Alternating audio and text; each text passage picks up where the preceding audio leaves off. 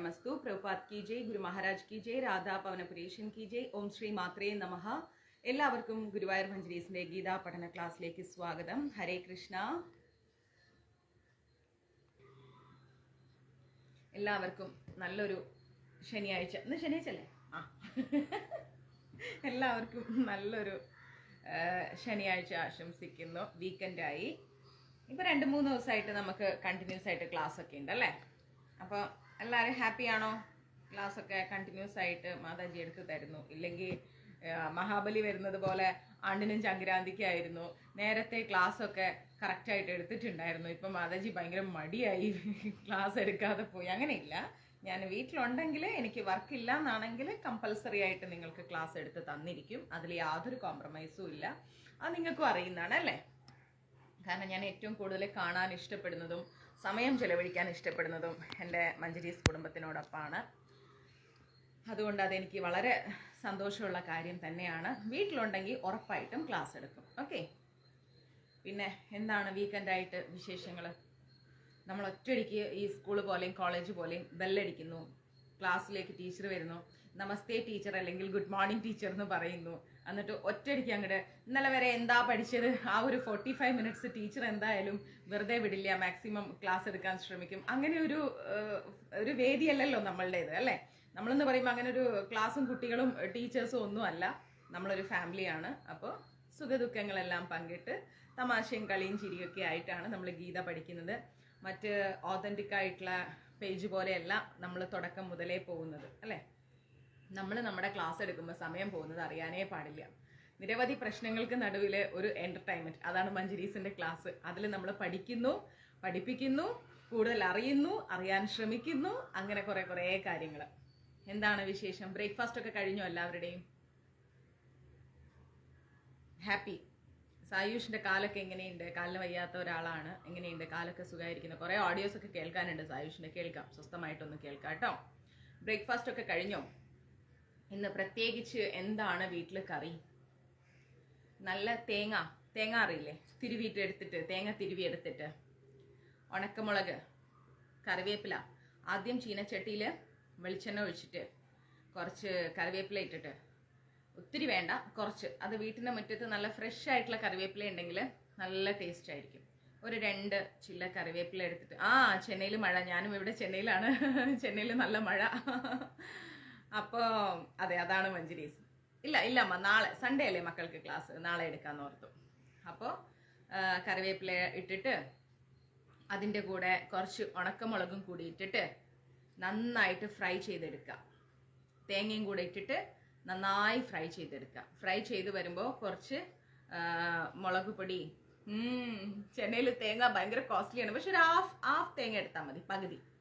എന്നിട്ട് അതിൽ കുറച്ച് മുളക് പൊടി, കുറച്ച് മഞ്ഞൾപ്പൊടി, കുറച്ച് മുഴുവൻ മല്ലിപ്പൊടിയല്ലാതെ മുഴുവനായിട്ട് ഇങ്ങനെ കിട്ടില്ലേ മല്ലി, അതും കൂടി ആദ്യം മുളകിൻ്റെ കൂടെ ഇടണം. ഓക്കെ, മുളകും മല്ലിയും കൂടെ ഇടണം. എന്നിട്ട് അത് ഫ്രൈ ചെയ്തതിന് ശേഷം തേങ്ങ ഇട്ടിട്ട്, തേങ്ങ ബ്രൗൺ കളറായി വരുന്ന സമയത്ത് കുറച്ച് മുളക് പൊടി, കുറച്ച് മഞ്ഞൾപ്പൊടിയും കൂടെ ഇട്ടിട്ട് നന്നായിട്ട് ഒരു ബ്രൗൺ കളറാവുന്നവരെ ഫ്രൈ ചെയ്തെടുക്കുക.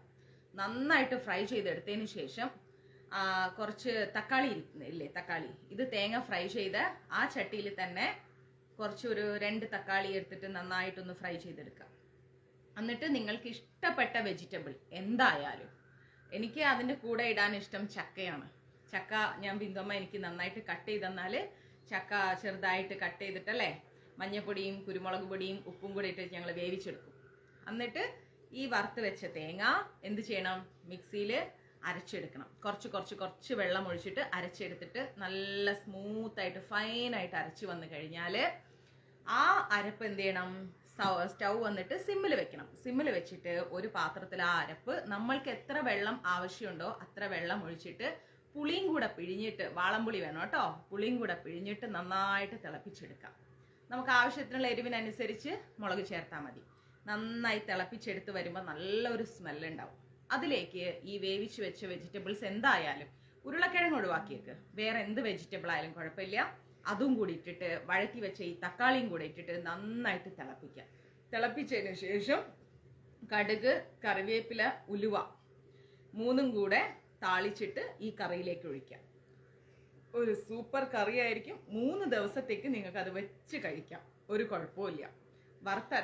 അരച്ചത് കൊണ്ട് കേടാവില്ല, എങ്കിലും ഫ്രിഡ്ജിൽ വെച്ചോളൂ. ഓക്കെ. അതിൻ്റെ കൂട്ടത്തിൽ എനിക്ക് ഏറ്റവും ഇഷ്ടപ്പെട്ടത് ഉണക്കമുളകാണ്. നമ്മുടെ തൈര് മുളക്, കൊണ്ടാട്ടം എന്നൊക്കെ പറയില്ലേ, അത് ചെറുതല്ല, നീളത്തിലുള്ളത്. അത് നന്നായി ഫ്രൈ ചെയ്തിട്ട് നല്ല എന്താ പറയാ, എല്ലാം മറക്കാൻ പറ്റും, ഭഗവാനെ നേരിൽ കാണാൻ പറ്റും മാതാജിയിലൂടെ, ഷൈനി മാതാജി. അതിൻ്റെ അതെ അതെ അതെ അതെ തീയലാണ്, പക്ഷെ തീയലിന് വേറൊരു വെറൈറ്റി. അതിൻ്റെ കൂട്ടത്തിൽ നല്ല ഒരു 2-3 ഉണക്കമുളകും ഒരു ഇച്ചിരി തൈരും കൂടെ ഉണ്ടെങ്കിൽ സൂപ്പറായി. ഇനി തൈര് മാത്രമാണെങ്കിൽ എന്ത് ചെയ്യണം എന്നറിയോ ഹരേ കൃഷ്ണാച്ച? തൈര് മാത്രമാണെങ്കിൽ എന്ത് ചെയ്യണം എന്ന് ഓർത്ത് കഴിഞ്ഞാൽ, ഒരു പാക്കറ്റ് തൈര് എടുത്തിട്ട് മിക്സിയിൽ അടിക്കുക. ഒന്ന് ജസ്റ്റ് ഒന്ന് കിറുക്ക്, അത്രയും മതി. അടിച്ചെടുത്തിട്ട് ചീനച്ചട്ടി വെച്ചിട്ട് അതിലേക്ക് വെളിച്ചെണ്ണ ഒഴിച്ചിട്ട്, നല്ല കോക്കനട്ട് ഓയിൽ യൂസ് ചെയ്യണം കേട്ടോ, കുറച്ച് യൂസ് ചെയ്താൽ മതി, കൊളസ്ട്രോൾ വരുത്തരുത്. അതിലേക്ക് വെളിച്ചെണ്ണ ഒഴിച്ചിട്ട് കുറച്ച് കടുക്, കുറച്ച് ഉലുവ, കുറച്ച് ജീരകം, കുറച്ച് കറിവേപ്പില, ഒരു 3-4 ഉണക്കമുളക് പൊട്ടിച്ചിട്ട് അതിലേക്ക് ഇടുക. ഓക്കെ. അതിലേക്ക് ഇട്ടതിന് ശേഷം അതൊന്ന് ബ്രൗണിഷ് ആയി വരുമ്പോൾ കുറച്ച് മഞ്ഞപ്പൊടി ഇടുക, കുറച്ച് മുളക് പൊടി ഇടുക ആ എണ്ണയിലേക്ക്. എന്നിട്ട് ഈ മിക്സിയിൽ അടിച്ച് വെച്ച തൈരിലേക്ക് ഇതങ്ങോട്ടേക്ക് ഒഴിക്കുക. ആവശ്യത്തിന് ഉപ്പും ചേർത്തിട്ട് മൂടി അവിടെ വെച്ചാൽ മതി. ഉച്ചയ്ക്ക് ഉണ്ണാൻ നേരം എടുത്ത് നോക്കിക്കഴിഞ്ഞാൽ നല്ല മോര് കാച്ചിയതാവും. തൈര് തിളപ്പിക്കണ്ട, ഒന്നും ചെയ്യണ്ട, നല്ല സൂപ്പർ മോര് കാച്ചിയതായിരിക്കും.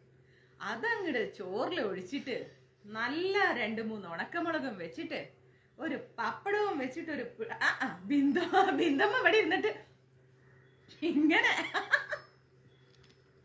എങ്ങനെ ബിന്ദമ്മ, എങ്ങനെ അയ്യേ കൊതിയിടുന്നു ബിന്ദമ്മ ഇവിടെ ഇരുന്നിട്ട്. ഞാൻ വന്നാ പിന്നെ ബിന്ദമ്മ അടുക്കളയുടെ ഭാഗത്ത് പോകില്ല, ക്ലീനിങ്ങിന് മാത്രം കൈവെക്കും. എന്നിട്ട് പറയാൻ തരാം, ഞാനിപ്പൊ അമ്പിളിക്കുട്ടി ഉള്ളതുകൊണ്ട് പിന്നെ ഇപ്പൊ മോര് കാച്ചിയത് വേണോ നിങ്ങൾക്ക്? അല്ല അങ്ങനെ പറയല്ലേ, അല്ല നമുക്ക് വെറുതെ ഒന്ന് ടേസ്റ്റ് ചെയ്യാം. പിന്നെ എന്തിനാ വെള്ളം ഇറക്കിയത്? പിന്നെ ഏതാ? പിന്നെ കണ്ട, വെളിച്ചെണ്ണ വില കൂടുതലാന്ന് ആരാ പറഞ്ഞത് അച്ഛാ? വെളിച്ചെണ്ണയാണ് നമുക്ക് വില കൂടുതലാണ്, പക്ഷെ അതാണ് ഏറ്റവും നല്ലത് ശരീരത്തിന്. നമ്മൾ ഈ ഓയിലുകളൊക്കെ യൂസ് ചെയ്യുമ്പോൾ എന്താ പ്രശ്നം എന്നറിയോ? എന്തോ എനിക്ക് അതിന്റെ ടേസ്റ്റ് പിടിക്കാറില്ല ഓയിലില്. ഞാൻ പപ്പടം വറക്കാൻ വേണ്ടി മാത്രമേ അത് യൂസ് ചെയ്യാറുള്ളൂ. പിന്നെന്ന് പറയുമ്പോൾ എത്രത്തോളം പ്യൂരിറ്റി ഉണ്ടെന്ന് നമുക്ക് പറയാൻ പറ്റില്ല. ഞാൻ കൊണ്ടുവരുന്ന വെളിച്ചെണ്ണ വീട്ടില് നാളികേരം ആട്ടിയിട്ട് കിട്ടുന്ന വെളിച്ചെണ്ണ, പിന്നെതോ ശങ്കരപ്പ അയച്ചിരുന്ന വെളിച്ചെണ്ണ, ഇതൊക്കെയാണ് ഞാൻ യൂസ് ചെയ്യുന്ന വെളിച്ചെണ്ണ. അതിങ്ങനെ കുറച്ച് കുറച്ച് കുറച്ച് കുറച്ച് എടുത്ത് പിശുക്കി അങ്ങനെ കൊണ്ടുനടക്കും. അപ്പൊ അതൊക്കെയാണ്. അപ്പൊ അത് നമുക്ക് ആ ഒരു ഇതുണ്ടെങ്കിൽ, നല്ലൊരു കണ്ണിമാങ്ങ അച്ചാറും പിന്നെ ഈ ഒരു ഇതും ഉണ്ടെങ്കിൽ, എന്താ പറയാ, മോര് കാച്ചിയതും ഒരു പപ്പടവും വേണമെങ്കിൽ ഒരു ചുട്ടരച്ച ചമ്മന്തി ഉണ്ടെങ്കിൽ ഉച്ചക്കത്തെ ചോറ് നല്ല അടിപൊളി ലഞ്ചായി. കുറച്ച് ഈസി ആയിരിക്കും നമുക്ക് ഉണ്ടാക്കാൻ അല്ലേ? നോക്കാം രുക്മ മാതാജി. ഇന്നലെ വരെ കുറെ മെസ്സേജ് നോക്കി, ഇന്നിനിപ്പം നോക്കണം. ഇവിടെ മഴയാണ്, അന്നദാനം നടത്താൻ എന്തെങ്കിലും ഓപ്ഷൻ ഉണ്ടോ എന്ന് ആലോചിച്ചുകൊണ്ട് ഇങ്ങനെ ഇരിക്കുക. മഴ കാരണം നടക്കുമോ ഇല്ലേ ഇന്ന് ആ ഒരു കൺഫ്യൂഷനിൽ. കാരണം റോഡൊക്കെ നല്ല വെള്ളമുണ്ട്, ചളി ബിളിന്നുണ്ട്. ആ ചളിബിളിയിൽ പോവാ പറയുമ്പോൾ കുറച്ച് പ്രയാസമാണ്. അപ്പൊ അത് കാരണം ഇങ്ങനെ ആലോചിച്ചിരിക്കുക, അന്നദാനം ചെയ്യണോ വേണ്ടേ, ഇന്നത്തെ ദിവസം സ്കിപ്പ് ചെയ്യണോ എന്നൊക്കെ ഇങ്ങനെ ചിന്തിച്ചുകൊണ്ടിരിക്കുക. അപ്പൊ അത് നമുക്ക് എളുപ്പമാണ് കുക്ക് ചെയ്യാൻ വേണ്ടിയിട്ട്. ഇനി ആ മോരുകാച്ചിയിലേക്ക് നിങ്ങൾക്ക് വേണമെങ്കിൽ വെള്ളരി ഒന്ന് വേവിച്ചിട്ടിട്ടാലും അതായി, ഇനി ചേന വേവിച്ചിട്ടാലും അതായി. അപ്പൊ ഈസി ആയിട്ട് നമുക്ക് ലഞ്ച് കഴിയുമല്ലോ. കാരണം എല്ലാ മാതാജിമാരും രാവിലെ തന്നെ മുടി സ്പൈക്കാക്കുന്നത്, യോ എന്തൊരു കഷ്ടം, അത് എന്താ ഉച്ചക്ക് ഉണ്ടാക്കുക എന്നാലോചിച്ചിട്ടാ. അച്ഛാ താങ്ക്സ് അച്ഛാ, വെളിച്ചെണ്ണ കിട്ടിയാൽ ഞാൻ വേണ്ട പറയില്ല. രാവിലെ എന്നെ കൊതിപ്പിക്കല്ലേന്ന് ശൈന്യമ്മ. ഞാനിപ്പോ ക്ലാസ് സ്കിപ്പ് ചെയ്ത് പോയിട്ട് അത് ഉണ്ടാക്കിയിട്ട് ഞാൻ പിന്നെ മിണ്ടാതിരിക്കും മിക്കവാറും. പിന്നെ നമ്മുടെ ജയന്തിയമ്മയുടെ കയ്യില് ഒരു ഇതുണ്ട്, പാവയ്ക്ക ഫ്രൈ ചെയ്യുന്നത്. അയ്യോ ഒരു രക്ഷയില്ലപ്പോ. ഞാനൊരിക്കൽ അവരുടെ വീട്ടിൽ വിസിറ്റ് ചെയ്തപ്പോ, എറണാകുളം പോയപ്പോ എനിക്ക് ഹൈക്കോർട്ടിൽ പോകേണ്ട ഒരു ആവശ്യം ഉണ്ടായിരുന്നു. അപ്പൊ പോയപ്പോ അവരുടെ വീട് വിസിറ്റ് ചെയ്തപ്പോഴത്തേക്കും ആ ഒരു പാവയ്ക്ക ഫ്രൈ, എന്റെ കൃഷ്ണ, ഞാൻ ഇരുന്ന് കഴിച്ച ചോറിന് കണക്കില്ല എന്നുള്ളതാ. ഒന്നാമത് എനിക്ക് ചോറ് ഭയങ്കര ഇഷ്ടമാണ്. ആ ഉപ്പുമാങ്ങ ചമ്മന്തി ഒന്ന് എനിക്ക് മെസ്സേജ് ഇടും അമ്മ, അതിന്റെ റെസിപ്പിയൊക്കെ ഞാൻ ഉണ്ടാക്കട്ടെ അമ്മ. അന്നേരം നമ്മള് വേറൊരു വീട്ടിലാണ് പോയത്, നമ്മൾ കുറച്ച് മാനേഴ്സ് കീപ്പ് ചെയ്യണം, അതൊന്നുമില്ല. ഈ പാവയ്ക്കങ്ങള് ഫ്രൈ, പൊതുവെ എനിക്ക് പാവയ്ക്ക ഇഷ്ടമല്ല, പക്ഷെ അമ്മ ഇങ്ങനെ പറഞ്ഞു അല്ല കഴിക്കൂ കഴിക്കൂ, അത് ടേസ്റ്റ് നോക്കൂ എന്നൊക്കെ പറഞ്ഞപ്പോ ഞാനത് ടേസ്റ്റ് ഒക്കെ നോക്കി. എന്താ പറയാ, എന്താണ്, പിതാജിമാർക്കും ഇത് ചെയ്യാം. പിന്നെന്താ, പിതാജിമാരും ചെയ്തോളൂ. കാരണം നമ്മുടെ ബാംഗ്ലൂരിലുള്ള വിനോദേട്ടനാണത്. വിനോദേട്ടനാണ് അവിടെ കുക്ക് ചെയ്യാറ്. വിനോദേട്ടൻ നല്ല ദാല്, ഞാൻ അവിടെ ചെന്ന് കഴിയുമ്പോൾ നല്ല ദാല്, പച്ചമുളക് ഇങ്ങനെ കീറിയിട്ട് അത് എന്തൊക്കെയോ സാധനങ്ങളൊക്കെ സ്റ്റഫ് ചെയ്തിട്ട് എണ്ണയിൽ വറുത്തെടുത്തിട്ട് അത് അങ്ങനെ വിനോദേട്ടൻ അത് വേറെ ഐറ്റം കുക്കാണ്. ഭയങ്കര ടേസ്റ്റ് ആയിട്ട് കുക്ക് ചെയ്ത് തരും. അപ്പൊ ഞാൻ ഈ ജയന്തിയമ്മയുടെ വീട്ടിൽ പോയിട്ടേ ഞാൻ എന്താ പറയാ പാവയ്ക്കയും ചോറും അങ്ങനെ കുഴച്ച് തിന്ന് തിന്ന് തിന്ന് സത്യം പറയുകയാണെങ്കിൽ ഞാൻ പിന്നെ ഒന്നും നോക്കിയില്ല. എന്താ പറയാ, എന്റെ സെൻസ് കൺട്രോൾ ഒക്കെ അങ്ങോട്ട് പോയി. അമ്മ ചോദിക്കുക മോളെ കുറച്ച് ചോറുകൂടി, ഞാൻ പറയും ഓ അതിനെന്താ വെച്ചോളൂ വെച്ചോളൂ. ഞാൻ ആരെ മുഖത്തും നോക്കിയില്ല, അമ്മയുടെ മക്കളുടെ മുഖത്തേക്കോ അച്ഛന്റെ മുഖത്തേക്കോ ആരും മുഖത്തും നോക്കില്ല. ഞാൻ എന്റെ നാവ് എന്റെ വയറ് ആ രീതിയിൽ ശരിക്കും അങ്ങോട്ട് തിന്ന്. കാരണം എന്താ അറിയോ, നമുക്ക് ചില ഭക്ഷണങ്ങള് പൊതുവേ നിങ്ങൾക്ക് അറിയാലോ, എനിക്ക് ഹോട്ടൽ ഫുഡിനോട് വലിയ താല്പര്യമില്ല. എങ്കിലും മാസത്തിൽ 1-2 പ്രാവശ്യമൊക്കെ ഞാൻ പുറത്തുനിന്ന് കഴിക്കാറുണ്ട്. കാരണം എപ്പോഴും നമ്മുടെ കുക്കിംഗ് തന്നെ കഴിച്ച് കഴിച്ച് കഴിച്ച് കഴിച്ച് കഴിച്ച് വെറുത്തു പോകും. അപ്പോൾ എന്തെങ്കിലും ഒരു വെറൈറ്റി ടേസ്റ്റിന് വേണ്ടി പുറത്ത് പോയിട്ട് എന്തെങ്കിലും നമുക്ക് പറ്റുന്ന രീതിയിലുള്ള സാത്വികമായിട്ടുള്ള എന്തെങ്കിലുമൊക്കെ ഉണ്ടെങ്കിൽ അതൊക്കെ കഴിച്ചിട്ട് വരും. കാരണം ചെന്നൈയൊക്കെ നമുക്ക് ജെയിൻ ഫുഡ് നിറയെ കിട്ടും. അങ്ങനെ ഞാൻ അവിടെ ഇരുന്നിട്ട് കഴിച്ചു. പക്ഷെ അമ്മയോട് റെസിപ്പി ചോദിച്ചിട്ട് അമ്മ പറഞ്ഞു തന്നു. ഞാൻ ഇവിടെ വന്ന് ഉണ്ടാക്കി, പാവയ്ക്ക അങ്ങോട്ട് വായിൽ വെക്കാൻ കൊള്ളുന്നില്ല കഴിച്ചിട്ട്. എന്നിട്ട് ബിന്ദുമ്മയോട് ഞാൻ ചോദിച്ചു കൊള്ളാമോ ബിന്ദുമ്മേ, കുറച്ച് സീരിയസ് ആയിട്ട് ചോദിച്ചു, ബിന്ദുമ്മേ കൊള്ളാമോ? അപ്പൊ ബിന്ദുമ്മ എന്നെ ഇങ്ങനെ നോക്കിയിട്ട് അയ്യോ എങ്ങാനും കൊള്ളില്ല എന്ന് പറഞ്ഞ അമ്പിളിക്കുട്ടിക്ക് ദേഷ്യം വരുമോ, അല്ലെ ഇഷ്ടക്കേടാവോ വിഷമാവോ, എന്താ വികാരം പുറത്ത് വരണേന്ന് അറിയില്ലല്ലോ. ബിന്ദുമ്മ കൊള്ളാം അമ്പിളിക്കുട്ടി, നല്ലതാ, നല്ല ടേസ്റ്റ് ഉണ്ട്. എന്നിട്ട് ഒരെണ്ണം ബിന്ദുമ്മ കഴിച്ചിട്ട് ആ കൊള്ളാം. ഞാൻ പറഞ്ഞു ഇത് ജയന്തിയമ്മയുടെ വീട്ടിൽ വെച്ച് ഉണ്ടാക്കി അതേപോലെ ഇരിക്കുന്നുണ്ടോ? ആ ഉണ്ട്. അതെ, അന്ന് വീട്ടിലെല്ലാരും പട്ടിണിയായി. ശരിയാ അച്ഛൻ പറഞ്ഞത്. ഫുള്ളും ചോറ് ഞാൻ എടുത്ത് തിന്നു, അവര് കൊണ്ടുവച്ചത്. അവരാണെ വളരെ കുറച്ച് ചോറ് തിന്നുന്ന ആൾക്കാർ, കുറച്ച് ചോറ് ഉണ്ടാക്കിയുള്ള ഒരു പാത്രത്തില്. ഞാൻ അമ്മ അത് എനിക്കിട്ടു അമ്മ എന്നും പറഞ്ഞ് അവസാനം ആ പാവയ്ക്ക ഫ്രൈ ചെയ്ത പാത്രത്തിൽ വിട്ട് ഞാൻ വടിച്ചെടുത്ത് തിന്നിട്ടാ പോകുന്നത്. കാരണം അത്രയും രുചികരമായിട്ട് ഞാനൊരു പാവയ്ക്ക ഫ്രൈ കഴിച്ചിട്ടില്ല. അതിന്റെ റെസിപ്പി എനിക്ക് അറിഞ്ഞൂടാ, അമ്മ പറഞ്ഞെന്നാ മനസ്സിലാവേ ഇല്ല. അതിവിടെ വന്നുണ്ടാക്കി ബിന്ദുമ്മ കഴിച്ചു നോക്കിയിട്ട് ആ ടേസ്റ്റ് അമ്പിളിക്കുട്ട, ഒരു ഭാവഭേദ വ്യത്യാസങ്ങളും ഇല്ലാതെ ബിന്ദുമ്മ. എന്നിട്ട് ഞാൻ എന്ത് ചെയ്തു, ഇങ്ങോട്ട് ഹാളിൽ വന്നിട്ട് ഞാൻ ഒളിച്ചു നോക്കി ബിന്ദുമ്മ എന്താ ചെയ്യുന്നത്. അപ്പൊ ബിന്ദുമ്മ എങ്ങനെ ഒന്നിനെ കൊള്ളില്ലാത്തൊരു സാധനം ഉണ്ടാക്കി വെച്ചിരിക്കുന്നു. ഞാൻ പറഞ്ഞു ബിന്ദുമ്മ എന്തിനാ തുപ്പിയത്? അയ്യോ അമ്പിളിക്കുട്ടിന് വിഷമായോ? ഞാൻ പറഞ്ഞു വിഷമായില്ല, പിന്നെ എന്തിനാ തുപ്പിയത്? ആ അത് സത്യം പറയല്ല അമ്പിളിക്കുട്ട, അത് കൊള്ളത്തില്ല വായിൽ വെക്കാൻ. അപ്പൊ നമുക്കത് അറിഞ്ഞൂടാ. നമുക്ക് ജയന്തിയമ്മയോട് അതിന്റെ റെസിപ്പി ചോദിക്കാം. റെസിപ്പി ചോദിച്ചിട്ട് ഞാൻ ഗ്രൂപ്പിൽ ഇട്ടുതരാം. അപ്പോ അതെനിക്ക് ഭയങ്കര ഇഷ്ടമാണ്, പാവയ്ക്ക ഫ്രൈ. പിന്നെ ഇപ്പൊ ബിന്ദുമ്മ കുറച്ച് കുക്കിംഗ് ഒക്കെ പഠിച്ചു. ഇന്നലെ എന്നോട് പറയാ ബിന്ദുമ്മ എന്താ പറയാ അറിയോ, ഞാൻ വന്ന അളിയൻ കുക്കിങ്ങിന് കയറൂല. ഇന്നലെ പറയാ ഓ അമ്പിളിക്കുട്ടി വന്നോണ്ട് ഇനിയിപ്പം ഞാൻ അടുക്കളയിൽ കുക്കിങ്ങിന് അങ്ങ് കയറുന്നില്ല, എനിക്ക് അമ്പിളിക്കുട്ടിയെ പോലെ അങ്ങ് കറി ഉണ്ടാക്കാൻ അറിയില്ല. ഞാൻ പറഞ്ഞു കറി ഉണ്ടാക്കുന്നത് പറഞ്ഞു തരാൻ എനിക്കറിയാം കേട്ടല്ലോ, നിങ്ങൾക്ക് ഉണ്ടാക്കാനല്ല അറിയാത്ത, എനിക്ക് പറഞ്ഞു തരാൻ അറിയാം, മര്യാദയ്ക്ക് പോയി ഉണ്ടാക്കിക്കോ, എനിക്കിവിടെ കുറെ പണിയുണ്ടെന്ന് പറഞ്ഞു. എന്നിട്ട് ഇന്നലെ പരിപ്പേറി ഉണ്ടാക്കുന്നത് പറഞ്ഞു കൊടുത്തപ്പോഴത്തേക്ക് അളിയൻ നല്ല സൂപ്പർ പരിപ്പേറി ഉണ്ടാക്കി. അളിയൻ ആളെങ്ങനെയാണെന്നറിയോ, ഞാനിവിടെ ഇല്ലെങ്കിൽ ഇപ്പൊ അമ്മ ഒന്ന് പറഞ്ഞു പോയിട്ടേ ഉള്ളൂ, അമ്മു നീ ഇല്ലെങ്കിൽ നല്ല ചമ്മന്തി അരയ്ക്കടേ, നല്ല ഉപ്പേരി ഉണ്ടാക്കും, നല്ല കറി ഉണ്ടാക്കും, ഞങ്ങളും വന്ന് ഷെയർ ചെയ്യാറുണ്ട്. ഞാനിവിടെ ഉണ്ടെങ്കിൽ ആ അടുക്കളയുടെ അയലത്ത് വരില്ല, ചുമ്മാ ചൂലും എടുത്തോണ്ട് ക്ലീനിങ് എന്ന് പറഞ്ഞ് നടക്കും. അതാണ് ഈ സാധനം, അറിയാവോ? പക്ഷെ സൂപ്പർ കൈപ്പുണ്യാ ബിന്ദുമ്മയ്ക്ക്. ഇപ്പൊ നല്ല അടിപൊളിയായിട്ട് കുക്കിംഗ് ഒക്കെ ചെയ്യും. മഞ്ചരീസ് ആര് വന്നാലും ഉണ്ടാക്കി തരാന്നൊക്കെ പറഞ്ഞിട്ടുണ്ട്. നല്ല തീയലുണ്ടാക്കും, നല്ല പരിപ്പേറി ഉണ്ടാക്കും. പിന്നെന്താ അറിയാ ബിന്ദുമ്മേ? ബീട്രൂട്ട് തോരൻ, മെഴുക്ക് വരട്ടി, പിന്നെ കൂർക്ക ബിന്ദുമ്മയുടെ ഏറ്റവും ഫേവറേറ്റ് കൂർക്ക, പിന്നെ ചേനക്കറി, ചേന പരിപ്പ് കറി. അങ്ങനെ കുറെ സൂപ്പർ കറികളൊക്കെ ഉണ്ടാക്കും. ഞാൻ നന്നായിട്ട് പുളിങ്കറി ഒന്നും അറിയാത്ത ഒരാളായിരുന്നു ബിന്ദം. അറിയാലോ, 10-16 വർഷം കുക്കിംഗ് ആയിട്ടൊന്നും യാതൊരു ബന്ധമില്ലാത്ത ഒരാൾ ഇപ്പം നല്ല ഒരു സൂപ്പർ വീട്ടമ്മയായി മാറിയിട്ടുണ്ട്. കുക്കിങ്ങും എന്താ പറയുക ക്ലീനിങ്ങും എല്ലാം ആയിട്ട് അവരുടേതായ ഒരു ലോകം തന്നെ ഇവിടെ ക്രിയേറ്റ് ചെയ്ത് വെക്കുന്നുണ്ട്. എനിവേ നമുക്ക് ക്ലാസ്സിലേക്ക് കിടക്കാം. വിനോദേട്ടൻ്റെ ദാൽ ഞാൻ മറന്നിട്ടില്ല. എനിക്ക് ഫുഡ് നമ്മുടെ ഒരു വീക്ക്നെസ് ആയപ്പോഴും രുചികരമായ ഫുഡ്. അപ്പോൾ വിനോദേട്ടൻ്റെ ദാല് സൂപ്പർ ദാലാ. ഞാൻ അവിടെ ചെന്നാൽ വിനോദേട്ടൻ്റെ ഫ്ലാറ്റിൽ പോയാൽ എന്താ ചെയ്യാറിയോ, ലെമൺ ജ്യൂസ് ഒക്കെ അടിക്കും കേട്ടോ. അപ്പോൾ ഞാൻ എന്ത് ചെയ്തു, ഒരു ദിവസം ലെമൺ ജ്യൂസിൻ്റെ അകത്ത് ബീട്രൂട്ട് ഇട്ടടിച്ചു, എന്നിട്ട് റെഡ് കളറാക്കിയിട്ട് കൊടുത്ത്. വിനോദേട്ട അതെങ്ങനെയുണ്ടെന്ന് വെച്ചാൽ വിനോദേട്ടൻ പറയാം, എൻ്റെ അടുത്താണോ ആദ്യ പരീക്ഷണം? അല്ല, ഇത് ടേസ്റ്റ് ഉണ്ടോ നോക്കാൻ തന്നതാ. വിനോദേട്ടന് കുടിച്ചിട്ട് ഒന്നും ആയില്ലെങ്കിൽ എനിക്കും കുടിക്കാലോ എന്ന് ഓർത്തിട്ടാണ്. ഹരേ കൃഷ്ണ. അങ്ങനെ കുറേ കാര്യങ്ങൾ. അപ്പോൾ നിങ്ങൾക്കറിയാവുന്ന റെസിപ്പീസൊക്കെ എനിക്കും അയച്ചു തരിക. എനിക്കറിയാവുന്ന റെസിപ്പീസൊക്കെ ഞാനും ഗ്രൂപ്പിലിടാം. പക്ഷേ ഒരു നിബന്ധന, സാത്വികമായിരിക്കണം. ഏവനെങ്കിലും അതിൽ ചെറിയുള്ളി വല്യുള്ളി എന്നും പറഞ്ഞ് കൊണ്ടുവന്നാൽ ആ അഡ്രസ്സ് കൂടെ എനിക്ക് അയച്ചു തരാം, ഞാൻ അങ്ങോട്ട് വരും. ഓക്കെ, അപ്പം അത് വേണ്ടെന്നാണെങ്കിൽ കൃത്യമായിട്ട് എനിക്ക് റെസിപ്പി മാത്രം അയച്ചു തരാം. പിന്നെ മറ്റു വിശേഷങ്ങളൊന്നും ഇല്ലല്ലോ. ഇനി ആർക്കെങ്കിലും എന്തെങ്കിലും, ഞാനിങ്ങനെ ഒരു റേഡിയോ റെഡ് FM പോലെ പറയാണ്ട് ടൈപ്പ് ചെയ്തിടാലോ നിങ്ങൾക്കൊക്കെ ഇല്ലേ? അല്ലേ ഞാൻ അപ്പം പോവും. ഞാൻ പോണോ ക്ലാസ് വൈൻഡപ്പ് ചെയ്തിട്ട്? ആ ശൈലജാമ്മ പറയണു, ശൈലജാമ്മ വരും ചെന്നൈക്ക്, ബിന്ദമ്മ ഭക്ഷണം ഉണ്ടാക്കി കൊടുക്കണം കഴിക്കാൻ. എടാ പാവി, ഒരാള് വരുന്നു എന്ന് പറഞ്ഞപ്പം പറയാം ഉപ്പുമാങ്ങ കൊണ്ടുവരാൻ പറയും.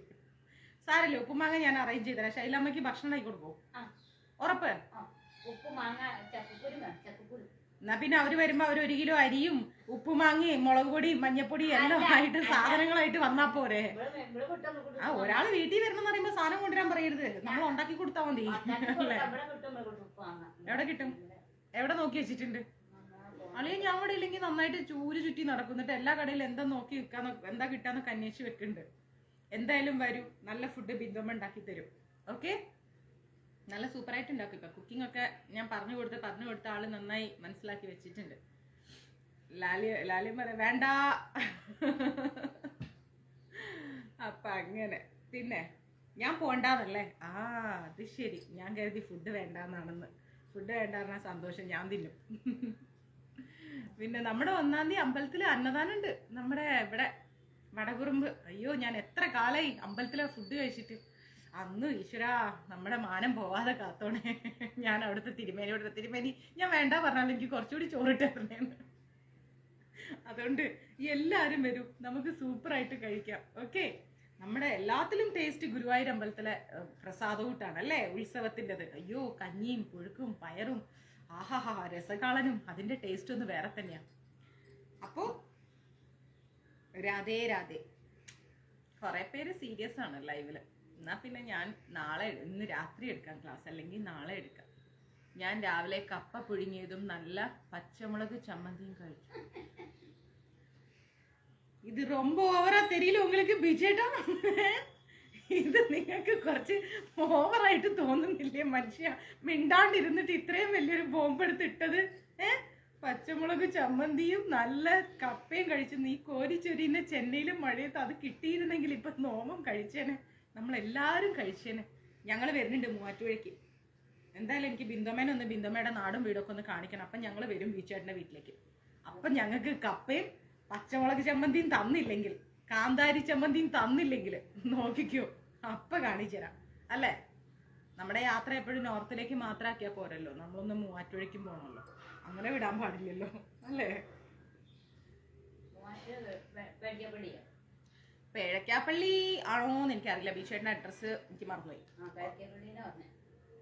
പേഴക്കാപ്പള്ളി, ബീച്ചേട്ടൻ്റെ വീട് പേഴക്കാപ്പള്ളിയാ? ബിന്ദമ്മ ചോദിക്കണം.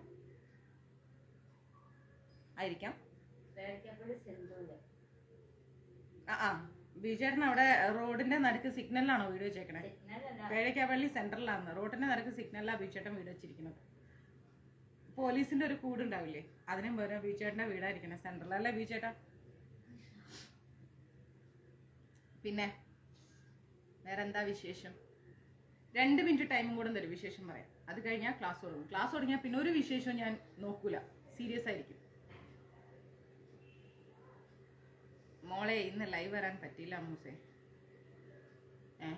അപ്പൊ അമ്മ ഇപ്പൊ ലൈവിലല്ലേ ഇരിക്കണേ? എന്താ അമ്മേ പറ്റിയ അമ്മയ്ക്ക്? പ്രീത അമ്മ ഇന്ന് ലൈവിലല്ലേ അമ്മ ഇരിക്കണേ? ക്ലാസ്സിലാണ് പറഞ്ഞത്. എല്ലാവരും വരും. ഞങ്ങള് വരും. ഞങ്ങള് മഞ്ജരീസ് ഫാമിലി വിളിക്കേണ്ട താമസം. ഞങ്ങള് വരും, ഉറപ്പായിട്ടും വരും.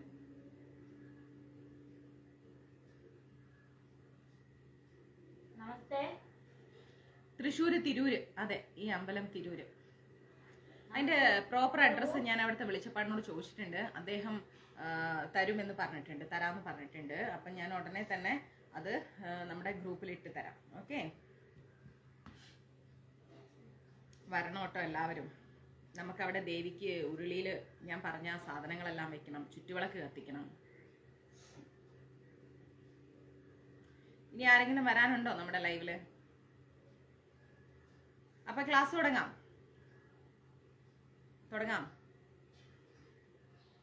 അല്ലെങ്കിൽ മാതാജി കഥ പറയും, മാതാജി കഥ പറയും, മാതാജി എന്ന് പറയും. കഥ പറഞ്ഞപ്പോ എല്ലാരും സീരിയസ്. എല്ലാവർക്കും എന്ത് പറ്റി? കുറച്ച് വിഷമമുണ്ടല്ലോ ആർക്കൊക്കെയോ.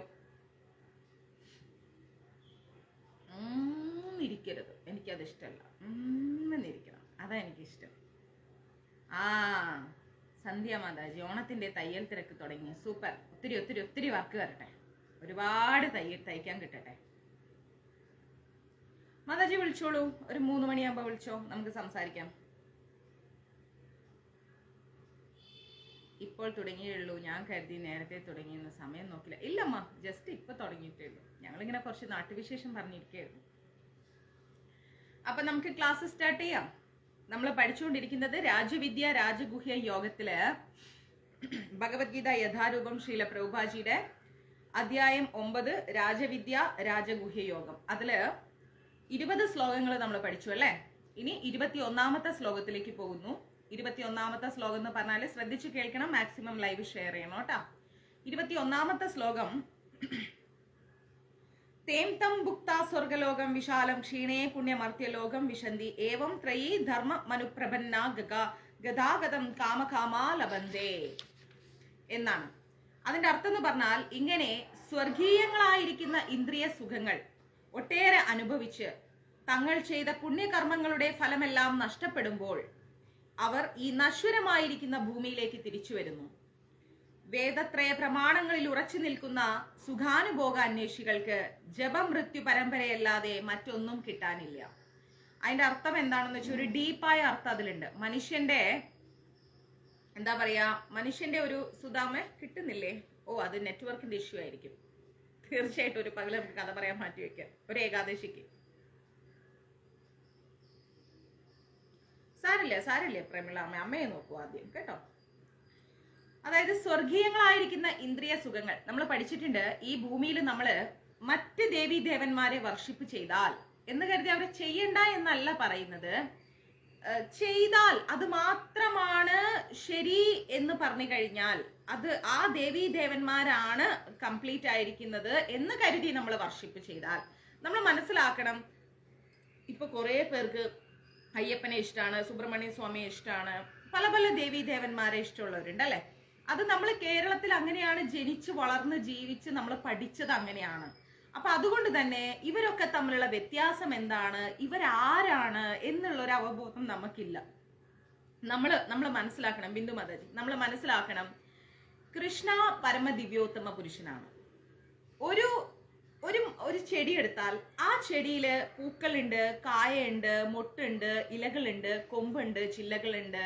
ഇതെല്ലാം ഉണ്ടെങ്കിലും ഈ ചെടി ഇങ്ങനെ പുഷ്പിക്കാനും മൊട്ട് വെക്കാനും അതുപോലെ ഇലകൾ വരാനും പുതിയ ഇലകൾ വരാനും പഴയ ഇലകൾ പോകാനും ഇങ്ങനെയുള്ള എല്ലാ പ്രോസസ്സും നടക്കാൻ ആ ചെടിയുടെ ഏത് ഭാഗമായിരിക്കും അതിന്റെ അത്യാവശ്യ ഘടകം എന്ന് പറയുന്നത്? വേര് അല്ലെ? വേരായിരിക്കും അത്യാവശ്യ ഘടകം. വേരുണ്ടെങ്കിൽ മാത്രമായിരിക്കും ആ ചെടി അത്രയും കൃത്യമായിട്ട് നിലനിൽക്കുന്നത്. ഇപ്പൊ നമ്മുടെ മനുഷ്യ ശരീരം നോക്കിയാൽ ഹൃദയവും കിഡ്നിയും എല്ലാം പ്രവർത്തിക്കുന്നുണ്ടെങ്കിലും മസ്തിഷ്ക മരണം, ബ്രെയിൻ ഡെത്ത് സംഭവിച്ചാൽ എന്താ ഉണ്ടാവുക? ഡോക്ടേഴ്സ് എന്താ പറയാ? ഒന്നും ചെയ്യാൻ പറ്റില്ല, ബ്രെയിൻ ഡെത്ത് സംഭവിച്ചു കഴിഞ്ഞു. മഹിളാമണി മാതാജി എന്നാണ് പറയാ അല്ലെ. അപ്പോഴാണ് നമ്മുടെ ഹേർട്ടും നമ്മുടെ കിഡ്നി എല്ലാം വേറെ ആൾക്കാർക്ക് നമ്മൾ ഡൊണേറ്റ് ചെയ്യാൻ ഡിസൈഡ് ചെയ്യുന്നത്. അപ്പോ അതേപോലെ നമ്മൾ മനസ്സിലാക്കുക, ഭഗവാൻ എന്ന് പറയുന്നത്, കൃഷ്ണ എന്ന് പറയുന്നത് അടിസ്ഥാനമാണ്. ഈ കൃഷ്ണയിൽ നിന്ന് അല്ലെങ്കിൽ കൃഷ്ണന്റെ വിവിധമായിരിക്കുന്ന ശക്തികളാണ് ബാക്കി ദേവീദേവന്മാര്. ബ്രെയിൻ ഡെത്ത് സംഭവിച്ച ഒരു മനുഷ്യന്റെ ഹൃദയം പ്രവർത്തിക്കുന്നു എന്ന് പറഞ്ഞുകൊണ്ട് ഒരിക്കലും ആ വ്യക്തിയെ നമ്മൾ കീപ്പ് ചെയ്യില്ല. കറക്റ്റ് അല്ലേ? കാരണം ഓൾറെഡി മസ്തിഷ്ക മരണം സംഭവിച്ചു, അതിന്റെ ബേസ്മെന്റ് ആയിരിക്കുന്ന കാര്യം പോയി. അപ്പോൾ തല നമ്മൾക്ക് വളരെ ഇമ്പോർട്ടന്റ് ആണ്. അതുപോലെ ഇവിടെ കൃഷ്ണ നമ്മൾക്ക് ഇമ്പോർട്ടന്റ് ആണ്. കൃഷ്ണനാണ് പരമദിവ്യോത്തമ പുരുഷൻ എന്ന് മനസ്സിലാക്കിക്കൊണ്ട് കൃഷ്ണനെ ആരാധിച്ചും സേവിച്ചും പ്രാർത്ഥിച്ചും പൂജിച്ചും കൊണ്ട് കൃഷ്ണനിലേക്കാണ് നമ്മൾ എത്തേണ്ടത് എന്ന ഒരു ആത്മാവബോധത്തോടെ മുന്നോട്ട് പോയിക്കൊണ്ട് മറ്റ് ദേവന്മാരെ നമ്മൾ ആരാധന ചെയ്യുകയാണെങ്കിൽ തെറ്റില്ല. പക്ഷെ മറ്റ് ദേവന്മാർ മാത്രമാണ് ശരി എന്ന് പറഞ്ഞുകൊണ്ട് നമ്മൾ ആരാധന ചെയ്യുകയാണെങ്കിൽ നമ്മൾക്ക് കുറച്ച് പുണ്യം കിട്ടും. ക്ലിയർ? കുറച്ച് പുണ്യം നമുക്ക് കിട്ടും. ആ പുണ്യം വെച്ചിട്ട് ഓക്കെ അമ്മ, ആ പുണ്യം വെച്ചിട്ട് നമ്മൾ പോയിട്ട് എന്താ ചെയ്യാ, അങ്ങനെ ജീവിച്ച് ജീവിച്ച് ജീവിച്ച് ജീവിച്ച് അവസാനം നമ്മൾ ഈ ലോകത്ത് മരിച്ചു കഴിഞ്ഞാല് ഇന്നലെ പറഞ്ഞുള്ള ദിവസം രജനി മാതാജി ഇന്നലെ പറഞ്ഞ പോലെ നമ്മൾ വേറെ വേറെ ലോകങ്ങളിലേക്ക് പോകും. ക്ലിയർ? കാരണം ഞാൻ നിങ്ങൾക്ക് ഇതൊരു കഥ പോലെയാണ് ഗീത പറഞ്ഞിരുന്നത്, അത് മനസ്സിലാക്കാൻ എളുപ്പത്തിന് വേണ്ടിയിട്ടാണ് കേട്ടോ. അപ്പോൾ നമ്മൾ വേറെ വേറെ ദൈവങ്ങളെ മാത്രം വർഷിപ്പ് ചെയ്തിട്ട് കൃഷ്ണന്റെ അടുത്തേക്കല്ല പോകേണ്ടത് എന്ന മനോഭാവമില്ലാതെ ജീവിച്ചാൽ നമുക്ക് സംഭവിക്കുന്നത്, നമ്മൾ മരിച്ചതിന് ശേഷം ചന്ദ്രലോകം, സൂര്യലോകം, മഹർലോകം പോലെയുള്ള ലോകങ്ങളിൽ പോകും, ഇന്ദ്രലോകം ഒക്കെ പോകും, സ്വർഗത്തിലേക്കൊക്കെ പോകും. അവിടെയൊക്കെ പക്ഷെ എന്താ കാര്യം എന്ന് വെച്ചാൽ വാടക വീട് പോലെയാണ്. നമ്മുടെ എഗ്രിമെന്റ് തീരുന്നത് വരെ നമുക്ക് വാടക വീട്ടിൽ താമസിക്കാം. ക്ലിയർ? അതേപോലെ നമ്മൾ ചെയ്ത പുണ്യം തീരുന്നത് വരെ നമുക്ക് ആ ലോകങ്ങളിൽ താമസിക്കാൻ പറ്റും. ആ ലോകങ്ങളിൽ താമസിച്ച് നമ്മുടെ പുണ്യകർമ്മങ്ങളുടെ ഫലമെല്ലാം കഴിഞ്ഞാൽ അവർ എന്തു ചെയ്യും? അങ്ങനെയുള്ള വ്യക്തികള് ഈ നശ്വരമായ ഭൂമിയിലേക്ക് വീണ്ടും തിരിച്ചു വരും. മനസ്സിലായോ? വീണ്ടും നമ്മൾ ഇവിടേക്ക് തിരിച്ചു വരും. വേദത്രയ പ്രമാണങ്ങളിൽ ഉറച്ചിട്ട് നിൽക്കുന്ന സുഖാനുഭോഗ അന്വേഷികൾ ജന്മമൃത്യു പരമ്പരയല്ലാതെ മറ്റൊന്നും ചെയ്യുന്നില്ല. അപ്പോ നമ്മള് സുഖങ്ങൾ മാത്രമാണ് ജീവിതത്തിൽ വേണ്ടതെങ്കിൽ സുഖം ലഭിക്കണം എന്ന ഒരു മനോഭാവത്തോടെയാണ് മറ്റു ദേവീദേവന്മാരെ നമ്മൾ എന്ത് ചെയ്യുന്നത്? വർഷിപ്പ് ചെയ്യുന്നത്. അപ്പൊ എന്തുകൊണ്ടായിരിക്കും കൃഷ്ണനെ വർഷിപ്പ് ചെയ്തിട്ട് നമ്മൾക്ക് സുഖം വേണമെന്ന് നമ്മൾ ആഗ്രഹിക്കാത്തത്? കൃഷ്ണനെ വർഷിപ്പ് ചെയ്യുമ്പോൾ നമുക്ക് ആത്മീയ അനുഭൂതിയാണ് ലഭിക്കുന്നത്. ആത്മീയ തലത്തിലേക്ക് നമ്മൾ ഉയരാനാണ് കൃഷ്ണൻ നമ്മളെ സപ്പോർട്ട് ചെയ്യുന്നത്. ആത്മീയ തലത്തിലേക്ക് നമ്മൾ ഉയരാൻ ശ്രമിക്കുമ്പോൾ ഈ ലോകത്തിലുള്ള സുഖങ്ങളെ കുറിച്ച് നമ്മൾ ചിന്തിക്കില്ല. ദുഃഖം വന്നാലും, അതുകൊണ്ടാണ് പലരും പറഞ്ഞു കേട്ടിട്ടുണ്ട് കൃഷ്ണനെ വർഷിപ്പ് ചെയ്താൽ ദുഃഖം വരുന്നു. ദുഃഖമല്ല അത്, നമ്മളിൽ നിന്ന് നമ്മൾ ബന്ധപ്പെട്ട് കിടക്കുന്ന എല്ലാ കുരുക്കുകളിലും വെച്ച് കൃഷ്ണൻ നമ്മളെ പുറത്തു കൊണ്ടുവരികയാണ്. മനസ്സിലായോ? നമ്മൾക്ക് ആഗ്രഹം തോന്നുന്ന എല്ലാത്തിലും നിന്ന് കൃഷ്ണൻ നമ്മളെ പുറത്തേക്ക് കൊണ്ടുവരികയാണ്. അപ്പോൾ നമ്മൾക്ക് ഓരോ നഷ്ടങ്ങളാണ്. അപ്പൊ നമ്മൾ എന്താ ചിന്തിക്കുക? അയ്യോ എനിക്ക് അത് നഷ്ടപ്പെട്ടു, അയ്യോ എനിക്ക് ഇത് നഷ്ടപ്പെട്ടു. പഴയ ആളുകൾക്കൊരു ചൊല്ലുണ്ട്, മടിയിൽ കനമുള്ളവനെ വഴിയിൽ പേടിക്കേണ്ടുന്നു, അല്ലെ? ഇപ്പൊ നമ്മുടെ വീട്ടിൽ എന്തെങ്കിലും ഒരു വാല്യുബിൾ പ്രഷ്യസ് ആയ സംഭവം ഉണ്ടെങ്കിൽ നമ്മൾ എന്താ ചെയ്യുക? അയ്യോ വീട് ലോക്ക് ചെയ്തുകൊണ്ടേയിരിക്കും, അല്ലെങ്കിൽ നമ്മൾ ഇങ്ങനെ ചിന്തിച്ചുകൊണ്ടേയിരിക്കും, അയ്യോ അത് പോവും. ഒന്നും വേണ്ട, നമ്മുടെ ഹാൻഡ് ബാഗിൽ ഒരു 5 ലക്ഷം രൂപ ഉണ്ടെങ്കിൽ നമ്മൾ അതിങ്ങനെ ചേർത്ത് പിടിക്കും, അല്ലെ? ഹാൻഡ് ബാഗ് ട്രെയിനിലൊക്കെ പോവാണെങ്കിൽ ഈ പൈസ ബാഗിലുള്ളതുകൊണ്ട് നമ്മൾ ഉറങ്ങത്തേ ഇല്ല. അങ്ങനെ നമ്മളിങ്ങനെ കെയർ ചെയ്തുകൊണ്ടേയിരിക്കും. ഇപ്പൊ അതിലൊന്നുമില്ല, കുറച്ച് പഴന്തുണിയൊക്കെ ആണെങ്കിൽ നമ്മൾ എന്ത് ചെയ്യും? അത് ട്രെയിനിന്റെ സീറ്റിന്റെ അടിയിലോട്ട് വെക്കും, എന്നിട്ട് നമ്മൾ അങ്ങ് കിടന്നുറങ്ങും. ഇതാണ് വ്യത്യാസം. എന്തെങ്കിലും ഉണ്ട് എന്ന് തോന്നി അതിന് അഡിക്ഷൻ ആവുമ്പോഴാണ് നമ്മൾ അതിൽ തന്നെ കിടന്നു പോകുന്നത്. ഒന്നുമില്ലാത്തവന് ഒന്നിനെ കുറിച്ചും ചിന്തിക്കേണ്ട ആവശ്യമില്ല. അപ്പൊ ഭഗവാൻ എന്താ ചെയ്യാ? ഒന്നുമില്ലായ്മയിലേക്ക് കൊണ്ടുവന്നിട്ട് നമ്മളെ ഒരു സേഫ് സോണിൽ അവിടെ നിർത്തും. നമ്മുടെ എല്ലാ കാര്യവും അദ്ദേഹം അങ്ങ് നടത്തി തരും. നമുക്ക് എല്ലാം ഭഗവാൻ തരും. പക്ഷെ ഇതിനോടൊന്നും നമുക്ക് ഒരു അറ്റാച്ച്മെന്റും ഉണ്ടാവില്ല. അങ്ങനെ അറ്റാച്ച്മെന്റ് ഇല്ലാത്ത ഒരു മനസ്സിലേക്ക് കൊണ്ടുവന്നിട്ട് ഭഗവാൻ നമ്മളെ ആത്മീയ ഉന്നതിയിലേക്ക് കൊണ്ടുപോകും. അങ്ങനെ കൊണ്ടുപോയിട്ട് ഭഗവാനോട് കൂടി ചേർത്ത് നിർത്തുമ്പോ, പാർത്ഥസാരഥി ചേർത്ത് നിർത്തുമ്പോ നമ്മൾ എന്തായി? അദ്ദേഹത്തിന്റെ ലോകത്ത് പിന്നീടുള്ള കാലങ്ങളെല്ലാം ജീവിച്ചു പോകും. അത് ഒരു പെർമനന്റ് ആയിരിക്കുന്ന സന്തോഷം. അതായത് സ്വന്തം വീട്ടിൽ നമ്മൾ താമസിക്കുമ്പോൾ നമുക്ക് എങ്ങോട്ടും ഇറങ്ങിപ്പോണ്ട ആവശ്യമില്ല. പട്ടിണിയാണെങ്കിലും നമ്മൾ ആ വീട്ടിൽ തന്നെ പട്ടിണി കിടന്ന് ഒരാളോടൊന്നും പറയാനില്ല. സ്വസ്ഥമായിട്ട് നമ്മൾ ആ വീട്ടിൽ അങ്ങിരിക്കും അല്ലെ. റെന്റഡ് ഹൗസ് ആണെങ്കിലോ ജോലിക്ക് പോകണം, റെന്റ് കൊടുക്കണം, 10-ാം തീയതി ഓണർ വരും, 12-ാം തീയതി ആയാലും ഫോൺ വരും, 15-ാം തീയതി ആയാലും വീട്ടിൽ വന്നിരിക്കും. ഇങ്ങനെയുള്ള പ്രശ്നങ്ങൾ നമ്മൾ ഫേസ് ചെയ്യണം. അപ്പോൾ നമുക്ക് വേണ്ടത് ഒരു വാടക വീടാണോ സ്വന്തം വീടാണോ എന്ന് നമ്മൾ തന്നെ സ്വയം തീരുമാനിക്കുക. വാടക വീട് വേണമെങ്കിൽ കൃഷ്ണനല്ല ടോപ്പ്, മറ്റ് ദേവീദേവന്മാരാണ് എന്ന മനോഭാവത്തിൽ മുന്നോട്ട് പോവുക. അതല്ല, കൃഷ്ണനാണ് ടോപ്പായിരിക്കുന്നതെന്നും കൃഷ്ണന്റെ ശക്തികളാണ്, വിവിധ തരത്തിലുള്ള ശക്തികളാണ് മറ്റു ദേവീദേവന്മാരെന്ന മനോഭാവത്തോടെ അവരെ നമ്മൾ വണങ്ങാം. നിന്ദിക്കാൻ ഞാൻ പറയുന്നില്ല, വന്ദിക്കാം. നമുക്ക് ആ ഒരു ക്ഷേത്ര സമുച്ചയങ്ങൾ ഉയരാനും അതിനുവേണ്ട എല്ലാ സൗകര്യങ്ങളും നമ്മൾ ചെയ്തു. ഇപ്പൊ നമ്മൾ മഞ്ജരീസിലൂടെ നിരവധി ക്ഷേത്രങ്ങൾക്ക് ഹെൽപ്പ് ചെയ്യാറുണ്ട് ഇല്ലേ. കാരണം എന്താണ്, നമ്മുടെ ഹൈന്ദവ സമുദായമാണ്, നമ്മുടെ സനാതന ധർമ്മബോധമാണ്. അപ്പൊ അതുകൊണ്ടാണ് ഏതൊരു ക്ഷേത്രം എടുത്താലും, ഇപ്പൊ ദേവീ ക്ഷേത്രമാണെങ്കിലും വേറെ ഏതെങ്കിലും ക്ഷേത്രമാണെങ്കിലും, രാമായണ മാസമായാലും അവിടെയും രാമായണം പാരായണം ചെയ്യും, അതുപോലെ തന്നെ ഗീതാ പാരായണം ചെയ്യും, എല്ലാം ഭഗവത്ഗീത, ഭാഗവത സപ്താഹയജ്ഞം എല്ലാം ചെയ്യാറുണ്ട്. കാരണം എന്താ, അതെല്ലാം ഭഗവാന്റെ അന്തർശക്തികൾ അല്ലെങ്കിൽ ഭഗവാന്റെ ശക്തികളാണ് മറ്റ് ദേവീദേവന്മാരെന്നുള്ള ഉത്തമ ബോധം നമുക്കുള്ളത് കൊണ്ട്. ഭഗവാന്റെ കൈയും കാലും മുഖവും നാക്കും ഒക്കെയാണ് ഈ പറയുന്ന ദേവീദേവന്മാർ. അപ്പൊ അവരെല്ലാം നമ്മൾ വന്ദിക്കുന്നു. പക്ഷെ നമ്മൾക്കറിയാം ദ സുപ്രീം ലോർഡ് എന്ന് പറയുന്നത് സാക്ഷാൽ കൃഷ്ണയാണ്, പരമദിവ്യോത്തമ പുരുഷൻ എന്ന് പറയുന്നത് കൃഷ്ണയാണ് എന്നുള്ളത്. ഒരു ജ്യോത്സ്യൻ തന്നെ ജാതകം നോക്കാൻ നേരം കവടി ഇങ്ങനെ നിരത്തിയിട്ട് അദ്ദേഹം പറയും, അയ്യോ ആരോടും തടുത്തു, വ്യാഴം മറഞ്ഞു, ഇനിയിപ്പൊ ഈശ്വരാധീനല്ല, നോക്കിയിട്ട് കാര്യമില്ല എന്ന് പറയും ഇല്ലേ. പലർക്കും അത് അനുഭവം ഉണ്ടായിട്ടുണ്ടാവും. അവിടെ വ്യാഴം എന്ന് പറയുന്നത് പ്രതിനിധീകരിക്കുന്നത് ആരെയാണ്? കൃഷ്ണനെയാണ്. അപ്പൊ കൃഷ്ണ ഇല്ല എങ്കിൽ ഒന്നുമില്ല, കൃഷ്ണ ഉണ്ട് എങ്കിൽ എല്ലാം ഉണ്ട്, അതാണ് അവിടെ പറയുന്നത്. അപ്പൊ നമ്മൾ മറ്റ് ദേവീദേവന്മാരെ മാത്രം വർഷിപ്പ് ചെയ്തിട്ട് അവരാണ് ഏറ്റവും ടോപ്പസ്റ്റ് എന്ന് ചിന്തിച്ചാൽ നമ്മൾ ഈ ലോകത്ത് സുഖമായി ജീവിക്കും. വീണ്ടും അവരുടെ ലോകത്ത് ചെന്ന് കുറച്ചു കഴിയുമ്പോൾ അവർ ഡോറടച്ചിരും, പൊക്കോളൂ നിങ്ങൾ ഭൂമിയിലേക്ക് എന്ന് പറയും. പക്ഷെ കൃഷ്ണന്റെ ലോകത്തിലേക്കാണ് നമ്മൾ പോകുന്നതെങ്കിൽ കൃഷ്ണ ഒരിക്കലും നമ്മുടെ മുമ്പിൽ ആ ഡോർ അടക്കില്ല, തുറന്നു വെക്കും. കാരണം എന്താ, ജീവാത്മാവാകുന്ന നമ്മൾ പരമാത്മാവാകുന്ന കൃഷ്ണനിലേക്കാണ് ലയിക്കേണ്ടത്. അപ്പൊ കൃഷ്ണനിലേക്ക് ലയിക്കാൻ വേണ്ടി കൃഷ്ണൻ നമ്മളെ നോക്കിയിരിക്കുകയാണ്. നമ്മുടെ മുമ്പിൽ ഒരിക്കലും കൃഷ്ണന്റെ വാതില് അടയില്ല. അതാണ് അതിന്റെ ബേസ്മെന്റ് എന്ന് പറയുന്നത്. ഉന്നത ഗ്രഹങ്ങളിലേക്ക് സ്ഥാനക്കയറ്റം കിട്ടുന്നവർക്ക് ദീർഘജീവിതം ആസ്വദിക്കുന്നതോടൊപ്പം ഇന്ദ്രിയ സുഖങ്ങൾക്കുള്ള എല്ലാ സൗകര്യവും ലഭിക്കുന്നുണ്ട്. ഉന്നത ഗ്രഹങ്ങൾ എന്ന് പറയുന്നത് നമ്മൾ പറയുന്ന ഈ ചന്ദ്രലോകം, മഹർലോകം, സൂര്യലോകം, അങ്ങനെയുള്ള ലോകങ്ങൾ. ഈ ലോകങ്ങളിലേക്ക് പോകുന്നവർക്ക് അവിടെ സുഖ സൗകര്യങ്ങളെല്ലാം ഉണ്ട്. ഒരു 5 സ്റ്റാർ ഹോട്ടലിൽ കയറിയതുപോലെ നമുക്ക് എല്ലാ സൗകര്യങ്ങളും അവിടെ കിട്ടും. പക്ഷേ അവിടെ ചിരകാലം അവർക്ക് താമസിക്കാൻ സാധിക്കില്ല. കുറച്ചു കാലം കഴിയുമ്പോൾ നമ്മൾ തിരിച്ച് ഈ ഭൂമിയിലേക്ക് തന്നെ നമ്മൾ തിരിച്ചു വരണം. പുണ്യകർമ്മങ്ങളുടെ ഫലം എല്ലാം നഷ്ടപ്പെടുമ്പോൾ, നമ്മൾ ഈ ഭൂമിയിൽ ചെയ്ത എല്ലാ നല്ല കർമ്മങ്ങളുടെ ഫലവും നഷ്ടപ്പെടുമ്പോൾ നമ്മൾ വീണ്ടും ഈ ഭൂമിയിലേക്ക് തന്നെ വരേണ്ടി വരുന്നു. വേദാന്ത സൂത്രത്തിൽ പറഞ്ഞിരിക്കുന്നത് ജന്മാദസ്യ യതഃ എന്നാണ്. ജന്മാദസ്യ യതഃ എന്ന് പറയുന്നു. അതായത് പൂർണ്ണജ്ഞാനം നേടിയിട്ടില്ലാത്ത അഥവാ എല്ലാത്തിനും കാരണഭൂതനായിരിക്കുന്ന കൃഷ്ണനെ അറിയാത്തവർക്ക് ജീവിതത്തിന്റെ പരമലക്ഷ്യം പ്രാപിക്കുന്നതിൽ പരാജയമാണ് അനുഭവം. മനസ്സിലായില്ലേ? പൂർണ്ണജ്ഞാനം എന്ന് പറഞ്ഞാൽ എന്താണ്? കൃഷ്ണാവബോധം. കൃഷ്ണനാണ് ആത്മീയ ആചാര്യൻ, അല്ലെങ്കിൽ കൃഷ്ണനാണ് സമസ്ത കാരണങ്ങൾക്കും കാരണമായിരിക്കുന്നത്. അദ്ദേഹമാണ് അടിസ്ഥാനം, അദ്ദേഹമാണ് പരമദിവ്യോത്തമ പുരുഷൻ, അദ്ദേഹമാണ് അഖിലകോടി ബ്രഹ്മാണ്ഡ നായകൻ, അദ്ദേഹത്തിന്റെ ശക്തികളാണ് മറ്റുള്ള എല്ലാം എന്നും പ്രകൃതി അദ്ദേഹത്തിന്റെ നിയമത്തിനും ആജ്ഞയ്ക്കും അനുസരിച്ചാണ് സഞ്ചരിക്കുന്നതെന്നും അദ്ദേഹം കാരണമാണ് എല്ലാം സംഭവിക്കുന്നത് എന്ന് മനസ്സിലാക്കാതെ ജീവിച്ചാൽ, ആ പൂർണ്ണജ്ഞാനം നേടാതെ ജീവിച്ചാൽ ജീവിതം എന്താണ്? പരമ പരാജയമായിരിക്കും.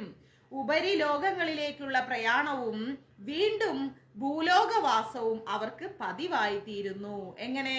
ജനിച്ച് ജീവിച്ച് മരിച്ച്, ജനിച്ച് ജീവിച്ച് മരിച്ച്, വീണ്ടും ജനിച്ച് ജീവിച്ച് മരിച്ച്, ഇങ്ങനെ നമ്മൾ ഒരു സൈക്കിൾ പോലെ ഇങ്ങനെ പോണം. അപ്പോ ഓരോരോ കാലങ്ങൾ മാറുമ്പോ ആ കാലങ്ങളിലുള്ള എല്ലാ ദുരിത ഫലങ്ങളും നമ്മൾ അനുഭവിക്കേണ്ടി വരും. അതുകൊണ്ട് ഇങ്ങനെ താഴേക്ക് പോയിട്ടും പൊങ്ങിക്കൊണ്ടും ഈ ചക്ര തിരിച്ചിൽ ഇങ്ങനെ പോരും. മനസ്സിലായില്ലേ? ജ്ഞാനപ്പാനയിൽ അങ്ങനെയാ പറയുന്നത്. എക്സാക്ട്ലി സന്ധ്യ മാതാജി. അപ്പൊ നമ്മളിങ്ങനെ ഈ ചക്രത്തിൽ കിടന്ന് ഇങ്ങനെ ഉഴലിക്കൊണ്ടേയിരിക്കണം. അപ്പൊ നമ്മൾ ഓരോ ജന്മത്തിലും ആരോട് ചെയ്ത പാപം എന്നറിയില്ല, ഞാൻ ദുഃഖം അനുഭവിക്കുന്നു, എന്റെ കഷ്ടപ്പാട് തീരുന്നില്ല, ഇങ്ങനെ പുലമ്പിക്കൊണ്ടേ ജീവിക്കേണ്ടി വരും.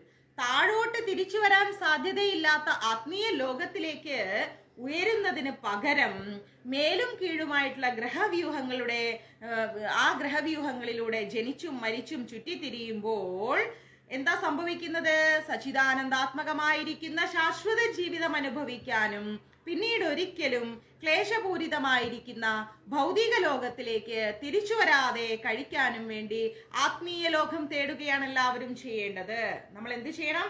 ഈ പറയുന്ന സച്ചിദാനന്ദമൂർത്തിയായിരിക്കുന്ന കൃഷ്ണനെ അറിയാൻ ശ്രമിക്കണം. ആ ഭഗവാനെ അറിയാൻ ശ്രമിക്കുന്നതോടൊപ്പം നമ്മൾ ആ ഭഗവാന്റെ പാത പിന്തുടരാൻ ശ്രമിക്കണം. അതിന് നമ്മൾ ഗീതാ ഭാഗവത പാരായണം നടത്തുക, സാത്വികമായിരിക്കുന്ന ജീവിതം ജീവിക്കുക, എപ്പോഴും ഹരേ കൃഷ്ണ മഹാമന്ത്രം ജപിക്കുക. അങ്ങനെ ചെയ്തുകൊണ്ട് ഭഗവാനെ നമസ്കരിച്ചുകൊണ്ട് അദ്ദേഹത്തിന് വേണ്ടിയിട്ട് അദ്ദേഹത്തിന്റെ തൃപ്പാദങ്ങളിൽ നമ്മൾ നമ്മുടെ ജീവിതം സമർപ്പണം ചെയ്യണം. താങ്ക് യു മനോഹരൻ പ്രഭു. ഹരേ കൃഷ്ണ. അപ്പൊ അങ്ങനെ നമ്മൾ അദ്ദേഹത്തിന്റെ തൃപ്പാദങ്ങളിൽ നമ്മൾ നമ്മളെ തന്നെ സ്വയം സമർപ്പണം ചെയ്യണം. നമ്മുടെ ചിന്ത, വാക്ക്, പ്രവൃത്തി എല്ലാം അദ്ദേഹത്തിന്റെ തൃപ്പാദങ്ങളിൽ നമ്മൾ സമർപ്പണം ചെയ്തു കഴിഞ്ഞാൽ നമ്മൾ പൂർണ്ണമായി കൃഷ്ണന് എന്തായി? വിധേയപ്പെട്ടു. അങ്ങനെ വിധേയപ്പെട്ട് കഴിഞ്ഞാൽ സച്ചിദാനന്ദാത്മകമായിരിക്കുന്ന ആ കൃഷ്ണനിലൂടെ കൃഷ്ണാവബോധം അറിഞ്ഞ് ജീവിക്കുമ്പോൾ ഞാൻ ഉറപ്പു തരുന്നു, മറ്റ് ദേവീദേവന്മാരെല്ലാം നമ്മളിൽ പ്രസാദിക്കും. ഉറപ്പായിട്ടും പ്രസാദിക്കും. അങ്ങനെയുള്ള ഒരു പ്രസാദം നമുക്ക് ലഭിച്ചാൽ ഉറപ്പായിട്ടും നമുക്ക് ആത്മീയ ഉന്നതി കൈവരിക്കാൻ സാധിക്കും. ഒരിക്കലും തിരിച്ചു വരാനാവാത്ത ഒരു ലോകത്തേക്ക്, ഭഗവാന്റെ ആ ഒരു ആത്മീയ ലോകത്തിലേക്ക് നമുക്ക് പ്രവേശനം കിട്ടും. അതാണ് വേണ്ടത്. മനസ്സിലായോ? ഒരു വാടക വീട്ടിൽ താമസിക്കുന്ന പ്രതീതി അല്ല നമുക്ക് വേണ്ടത്. നമുക്ക് വേണ്ടത് ഒരു സ്വന്തം വീട്ടിൽ താമസിക്കുന്ന സുഖമാണ്. ആ സ്വന്തം വീടാണ് ഭഗവാന്റെ ഗോലോകധാമം. അവിടേക്കാണ് നമ്മൾ പോകേണ്ടത്. ഇനിയെങ്കിലും നമ്മളാകുന്ന ജീവാത്മാക്കൾ ആ സത്യത്തെ ഉൾക്കൊള്ളുക. ക്ലിയർ? ഇതാണ് എല്ലാ ഗ്രന്ഥങ്ങളും നമ്മളെ പഠിപ്പിക്കുന്നത്. ജ്ഞാനപ്പാന ആവട്ടെ, അങ്ങനെയുള്ള എല്ലാ ഗ്രന്ഥങ്ങളും നമ്മളെ പഠിപ്പിക്കുന്നത് ഇതാണ്. പക്ഷെ അതിന്റെ ഡീപ്പായ അർത്ഥത്തെ നമ്മൾ ഉൾക്കൊണ്ടുകൊണ്ട് മുന്നോട്ട് പോകണം. ഓക്കെ, ഇനി നമുക്ക് 22ാമത്തെ ശ്ലോകത്തിലേക്ക് പോകാം. അനന്യാ ചിന്തയന്തോ മാം യേ ജനാ പരിപ്യാസിതേ തേഷാം നിത്യാഭിയുക്താനാം യോഗം ക്ഷേമം വഹാമ്യഹം. ഏറ്റവും മനോഹരമായിരിക്കുന്ന ഒരു ശ്ലോകമാണ്. ഏറ്റവും മനോഹാരിത നിറഞ്ഞ, ഏറ്റവും ഭംഗിയിരിക്കുന്ന ഒരു ശ്ലോകമാണ്. നമ്മൾ മനുഷ്യർ കേൾക്കാൻ കൊതിയോടെ കാത്തിരിക്കുന്ന ഭഗവാന്റെ ഒരു വാക്കാണത്. അത് ഇപ്പോ ഈ ലൈവിൽ ഇരുന്ന് കേൾക്കുന്ന നിങ്ങൾ പുണ്യം ചെയ്തവരാണ്. ഞാൻ ഉറപ്പ് തരുന്നു, ഇപ്പൊ ഈ ശ്ലോകം കേൾക്കുന്ന, ലൈവിൽ ഇരുന്ന് കേൾക്കുന്ന, റെക്കോർഡ് ലൈവല്ല, ലൈവിൽ ഇരുന്ന് ഈ ശ്ലോകം കേൾക്കുന്ന നിങ്ങള് വളരെയധികം പുണ്യം ചെയ്ത ആൾക്കാരാണ്. കാരണം ഭഗവാൻ മനുഷ്യരാശിക്ക് തന്നെ, മനുഷ്യവംശത്തിന് തന്നെ, അതുപോലെ നമ്മുടെ പൂന്താനം തിരുമേനിക്ക് കൊടുത്ത ഉറപ്പാണ്. ഇപ്പോ നമ്മൾ ഈ സമയം നിങ്ങൾ നോട്ട് ചെയ്ത് വെച്ചോളൂ. ഈ സമയം നമ്മൾ കേൾക്കുന്ന ഈ ശ്ലോകം, ഈ ദിവസം സാറ്റർഡേ 23 ഓഗസ്റ്റ് ശനിയാഴ്ച, സമയം എത്രയായി? നമുക്ക് കറക്റ്റ് സമയം പറഞ്ഞാൽ 10:22. അത് മഹാഭാഗ്യമാണ്. ഭഗവാൻ നമുക്ക് തരുന്ന ഉറപ്പാണ്. നമ്മൾ ഈ ലൈവിൽ ഇരിക്കുന്നവർക്ക് ഭഗവാൻ നൽകിയ ഉറപ്പാണ് ഈ പറയുന്ന ഈ വാക്കെന്ന് പറയുന്നത്. അതെന്താണെന്നറിയോ? അനന്യാ ചിന്തയന്തോ മാം യേ ജനാ പരിപ്യാസിതേ തേഷാം നിത്യാഭിയുക്താനാം യോഗം ക്ഷേമം വഹാമ്യഹ. ഭഗവാൻ ഇതിൽ കൂടുതൽ ഒരു വലിയ ഒരു ഉറപ്പ് എനിക്ക് തോന്നുന്നു നമുക്ക് ആർക്കും കിട്ടിയിട്ടില്ല. നമ്മൾ എല്ലാം ഭൗതിക ദുഃഖങ്ങളിൽ ഏറ്റവും കൂടുതൽ വേദന അനുഭവിക്കുന്ന ആളുകളാണ്. ആ ആളുകൾക്ക് ഞാൻ ഒരിക്കലും പ്രതീക്ഷിച്ചിട്ടില്ല ഈ ശ്ലോകത്തിലേക്ക് നമ്മൾ വരുമെന്ന്. ഈ സമയം ഭഗവാൻ ആ വാക്കിന്റെ ഉറപ്പ് അത് നമുക്ക് നൽകി കഴിഞ്ഞു. ഓക്കെ, അതാണ് ലൈവിന്റെ പ്രത്യേകത. ഞാൻ എപ്പോഴും പറയാറുണ്ട്, ലൈവിൽ വന്ന് ക്ലാസ് കേൾക്കാൻ ശ്രമിക്കണമെന്ന്. കാരണം ഏത് സമയത്താണ് ഭഗവാൻ നമ്മൾക്കൊരു ഉത്തരം നൽകുക എന്നുള്ളത് നമുക്കറിയാൻ പറ്റില്ല. ഇനിയിപ്പോ ശ്രീകണ്ഠൻ പ്രഭുവിനെ മനസ്സിലാലോചിച്ചിട്ടേ ഉള്ളൂ. നല്ലൊരു ഭക്തനാണ്. സോ കണ്ടില്ലേ, അപ്പോ ഭഗവാൻ നമ്മൾക്ക് ജീവിതത്തിൽ ഒരു വലിയ ഉറപ്പ് തന്ന ഒരു ശ്ലോകമാണ് നമ്മൾ എടുക്കാൻ പോകുന്നത്. ഈ ശ്ലോകമാണ് പൂന്താനം തിരുമേനിക്ക് പോലും ഭഗവാൻ കൊടുത്തിരിക്കുന്നത്.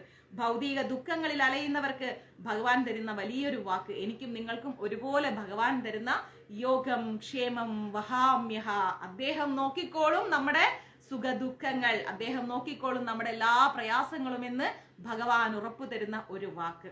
അത് വലിയൊരു വാക്കാണ്. അത് ഇപ്പൊ ലൈവിൽ കേൾക്കുന്നവർക്ക് ഉറപ്പായിട്ടും ഭഗവാൻ അതിനുള്ള ഉത്തരം നൽകിയിരിക്കും. ഓക്കെ, അപ്പൊ അദ്ദേഹം പറയുന്നു, എന്റെ ദിവ്യ രൂപത്തെ ധ്യാനിച്ചുകൊണ്ട് പൂർണ്ണമായ ഭക്തിയോടെ ആരാണോ എന്നെ എല്ലായ്പ്പോഴും ആരാധിക്കുന്നത് അവർക്ക് വേണ്ടുന്നതെല്ലാം ഞാൻ നൽകും, അവർക്കുള്ളതെല്ലാം ഞാൻ നിലനിർത്തുകയും ചെയ്യും.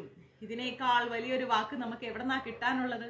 എവിടെന്നാണ് നമുക്ക്, ആരുടെ വായിൽ നിന്നാണ് ഇത്രയും വലിയൊരു ശക്തിമത്തായ വാക്ക് ലഭിക്കാനുള്ളത്? ഭഗവാൻ നമ്മൾക്ക് ഈ 42 പേർക്കും നൽകിയ ഏറ്റവും വലിയ ഉറപ്പാണ്. അത് കേൾക്കാൻ സാധിച്ച നിങ്ങൾ പുണ്യ ജന്മങ്ങളാണ്. ഇതിനേക്കാൾ വലിയൊരു ഉറപ്പ് നമുക്ക് ഗീതയിൽ കിട്ടാനില്ല എന്ന് വേണമെങ്കിൽ എനിക്ക് പറയാം. കാരണം ജീവിത ദുഃഖങ്ങളിൽ പെടുന്നവർക്ക് ഭഗവാൻ നൽകിയ ഉറപ്പ്. കൃഷ്ണാവബോധമില്ലാതെ ഒരു നിമിഷം പോലും കഴിച്ചു കൂട്ടാനാകാത്ത ഭക്തൻ ദിവസത്തിൽ 24 മണിക്കൂറും കൃഷ്ണനെ പറ്റി ചിന്തിക്കുന്നു. അല്ലെ? കൃഷ്ണാവബോധമില്ലാതെ നമുക്ക് ജീവിക്കാൻ പറ്റില്ല. അതുകൊണ്ടാണ് ഞാൻ പറഞ്ഞത്, ഓരോ നിമിഷവും നമ്മൾ കൃഷ്ണ, ഗുരുവായൂരപ്പ, നാരായണ എന്ന് വിളിച്ചുകൊണ്ടേയിരിക്കുക. ആ നാമം വിളിച്ചുകൊണ്ടേയിരിക്കുക. ആ നാമത്തിലൂടെ കൃഷ്ണൻ കലിയുഗത്തിൽ നമ്മളുടെ അടുത്തേക്ക് വരുമെന്ന കാര്യത്തിൽ തർക്കമില്ല. അയാൾ ശ്രവണം, കീർത്തനം, സ്മരണം, പാദസേവനം, അർച്ചനം, വന്ദനം, ദാസ്യം, മൈത്രി ഭാവം, ആത്മസമർപ്പണം തുടങ്ങിയ കർമ്മങ്ങളിലൂടെ ഭക്തിയുത സേവനത്തിൽ ഏർപ്പെട്ടുകൊണ്ടേയിരിക്കും എന്നാണ് പറയുന്നത്. ഉറപ്പായിട്ടും നമ്മൾ ഇത്രയും ഭഗവാന്റെ വാക്കുകളിലൂടെ, ഭഗവാൻ തരുന്ന ഈ ഉറപ്പിലൂടെ നമ്മൾ അദ്ദേഹത്തെ കുറിച്ച് ചിന്തിച്ചു കൊണ്ടേയിരിക്കും. ശുഭാവഹങ്ങളും ആത്മീയ പ്രഭാവങ്ങളുമായിരിക്കുന്ന ഈ കർമ്മങ്ങൾ ഭക്തനെ പൂർണ്ണമായ ആത്മസാക്ഷാത്കാരത്തിലേക്ക് നയിക്കും. മനസ്സിലായോ? ആത്മസാക്ഷാത്കാരത്തിലൂടെ നയിക്കും. ഇത്ര വർഷവും നമ്മൾ ജീവിച്ചു, അല്ലെ? ഈ വയസ്സ് വരെ നമ്മൾ ജീവിച്ചു. ഈ വയസ്സിൽ നമുക്ക് എവിടെന്നെങ്കിലും ഈ ഒരു ഉറപ്പ് കിട്ടിയിട്ടുണ്ടോ? വളരെ അവിചാരിതമായിട്ടാണ് ഭഗവാൻ നമുക്ക് ഈ ഒരു ഉറപ്പ് തന്നിരിക്കുന്നത്. ആ ഉറപ്പെന്ന് പറയുന്നത് ഒരു വല്ലാത്ത ഒരു ഉറപ്പാണ്. കാരണം എന്താ? ഭഗവാൻ നമ്മളിലേക്ക് ഇറങ്ങി വന്നിട്ട് നമ്മുടെ ദുഃഖങ്ങൾ മനസ്സിലാക്കിയിട്ട്, നമ്മുടെ പ്രയാസങ്ങൾ മനസ്സിലാക്കിയിട്ട് അദ്ദേഹം നമുക്ക് തരുന്ന അച്ചിട്ട വാക്കാണ്. നമ്മളിപ്പം ആ ഒരു വാക്കിലൂടെയാണ് നമ്മൾ കടന്നു പോകുന്നത്. അപ്പൊ ആ ഒരു വാക്കിനെ ഒരിക്കലും നമുക്ക് എന്ത് ചെയ്യാൻ പറ്റില്ല, നമുക്ക് മറക്കാൻ കഴിയില്ല. കാരണം വെച്ചാല്, ഒരു മിനിറ്റ്,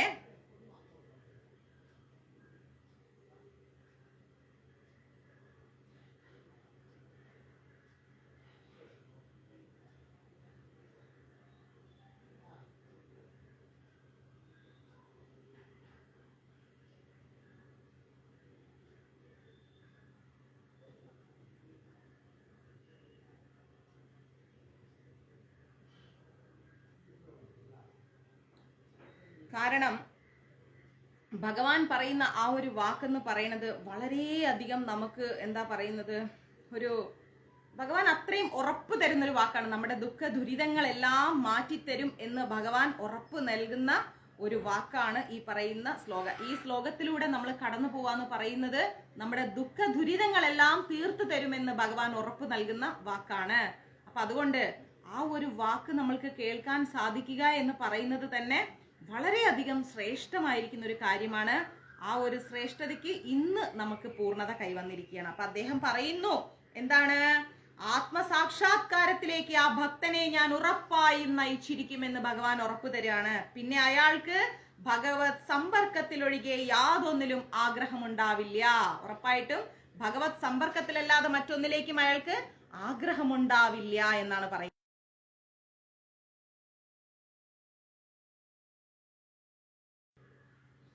പിന്നെ പറയുന്നു, ആ ഭക്തന് ഭഗവത് സാമീപ്യം നിഷ്പ്രയാസം സാധിക്കുമെന്ന കാര്യത്തിൽ സംശയമില്ല.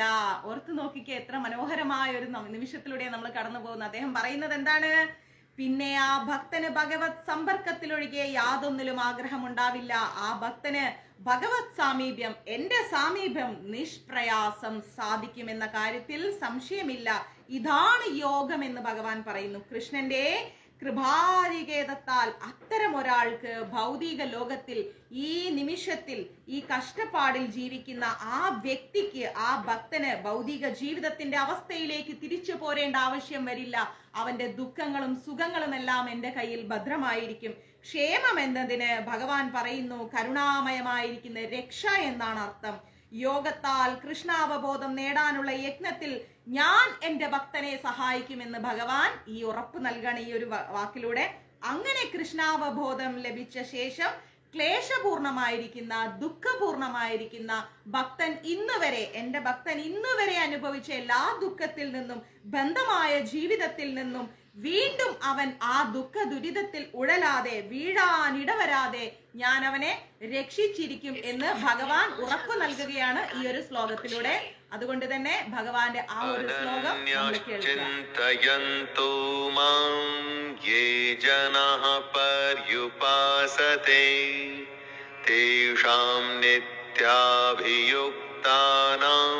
യോഗക്ഷേമം വഹാമ്യഹം. जो असत की कामना करते हैं, അതായത് ഭഗവാൻ നമ്മൾക്ക് ആ ദുഃഖ ദുരിതങ്ങളിൽ നിന്ന് നമ്മളെ രക്ഷിക്കുമെന്ന് ഇന്നേ ദിവസം നമുക്ക് ഉറപ്പ് തന്നു കഴിഞ്ഞു അല്ലേ? ഏറ്റവും വലിയ ഉറപ്പാണ് നമുക്ക് ഭഗവാനോട് കിട്ടിയിരിക്കുന്നത്. അപ്പൊ ആ ഉറപ്പിനേക്കാൾ വലിയൊരു സത്യം നമുക്കില്ല. ആ ഒരു വേദനയേക്കാൾ എത്ര വേദന നമ്മൾ അനുഭവിച്ചു അല്ലേ? വളരെയധികം വേദന നമ്മൾ അനുഭവിച്ചു. ഭഗവാൻ ഉറപ്പ് തന്നു നമ്മുടെ ദുഃഖങ്ങൾ ഭഗവാൻ മാറ്റിത്തരുമെന്ന്. അതുകൊണ്ട് ഇനി നമ്മൾ ഒരിക്കലും പ്രയാസപ്പെടേണ്ട കാര്യമില്ല. ഭഗവത്ഗീതയില് ഭഗവാൻ നൽകിയ പൂന്താനം തിരുമേനിക്ക് പോലും കഷ്ടപ്പെട്ടപ്പോ ഭഗവാൻ ഉറപ്പ് കൊടുത്തിട്ടുണ്ടായിരുന്നു, നിന്റെ ദുഃഖങ്ങളും ദുരിതങ്ങളും ഞാൻ മാറ്റിത്തരുന്നു. ആ ഒരു ശ്ലോകമാണ് നമ്മൾ ഈ നിമിഷം കേട്ടിരിക്കുന്നത്. അതുകൊണ്ട് ഈ കേൾക്കുന്ന വ്യക്തികളുടെ ഈ കഷ്ടപ്പാടുകൾ ഭഗവാൻ മാറ്റുമെന്ന് ഉറപ്പ് നൽകി എൻ്റെ ദിവ്യരൂപത്തെ ധ്യാനിച്ചുകൊണ്ട് പൂർണ്ണമായിരിക്കുന്ന ഭക്തിയോടെ ആരാണോ എന്നെ എല്ലായ്പ്പോഴും ആരാധിക്കുന്നത് അവർക്ക് വേണ്ടുന്നതെല്ലാം ഞാൻ നൽകിയിരിക്കും, അവർക്കുള്ളതെല്ലാം ഞാൻ നിലനിർത്തുമെന്ന് പറയാണ്. അത്രയും മനോഹരമായൊരു നിമിഷമാണിത്. നമ്മൾക്ക് എന്തുണ്ടോ അത് ഭഗവാൻ നഷ്ടപ്പെടാതെ നമ്മളെ തന്നെ സംരക്ഷിക്കും, അത് നഷ്ടപ്പെടാതെ നോക്കും. നമ്മളുടെ ഇല്ലായ്മകളെല്ലാം ഭഗവാൻ തീർത്തു തരും. ഇന്ന് വരെ അനുഭവിച്ച എല്ലാ കഷ്ടപ്പാടുകളും ആ സാക്ഷാൽ ഗുരുവായൂരപ്പൻ പരമദിവ്യോത്തമ പുരുഷൻ തീർത്തു തരും. എൻ്റെ ഭക്തനെ നശിക്കാൻ ഞാൻ അനുവദിക്കില്ല എന്ന് സാക്ഷാൽ ഗുരുവായൂരപ്പൻ നമ്മളോട് പറയാണ്. എൻ്റെ ഭക്തൻ ഇനി ഒരു കാരണവശാലും ക്ലേശപൂർണമായിരിക്കുന്ന ബന്ധമായിരിക്കുന്ന ജീവിതത്തിലേക്ക് വീഴാൻ ഇടവരാതെ ഞാൻ അവനെ സംരക്ഷിക്കുമെന്ന് ഭഗവാൻ നമുക്ക് ഉറപ്പ് തന്നു. ഇതുകൊണ്ടാണ് ഞാൻ പറയുന്നത് ലൈവ് ഉണ്ട് എന്ന് പറഞ്ഞാൽ ലൈവിൽ വരണം. കൃഷ്ണൻ എപ്പോഴാണ് നമ്മളോട് ഒരു വാക്ക് പറയാന്ന് നമുക്ക് പറയാൻ പറ്റില്ല എന്ന്. ഓക്കെ, ഇനി നമുക്ക് 23-ാമത്തെ ശ്ലോകത്തിലേക്ക് പോവാം. അദ്ദേഹം 23-ാമത്തെ ശ്ലോകത്തിൽ നമ്മളോട് എന്താ പറയുന്നതെന്ന് നോക്കാം.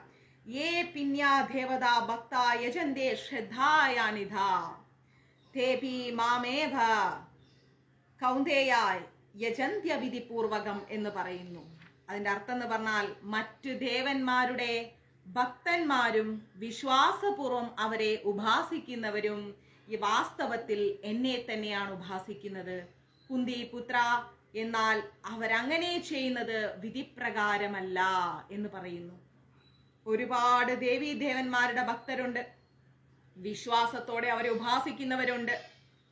വാസ്തവത്തിൽ അവരെല്ലാവരും എന്നെ തന്നെയാണ് ഉപാസിക്കുന്നത്. കുന്തി പുത്ര, അർജുന, എന്നാൽ അവരങ്ങനെ ചെയ്യുന്നത് വിധിപ്രകാരമല്ല എന്ന് ഭഗവാൻ പറയുന്നു. ദേവോപാസകർക്ക് ബുദ്ധി കുറവാണ്, എങ്കിലും അവരുടെ ആരാധനയും പരോക്ഷമായി എന്നിൽ തന്നെ എത്തുന്നുണ്ട്. അർജുന, നമ്മൾ ആരെ ആരാധിച്ചാലും ആ ഒരു ആരാധന, ആ ഒരു പ്രാർത്ഥന സാക്ഷാൽ ഗുരുവായൂരപ്പന്റെ തൃപാദങ്ങളിലേക്കാണ് എത്തുന്നത്.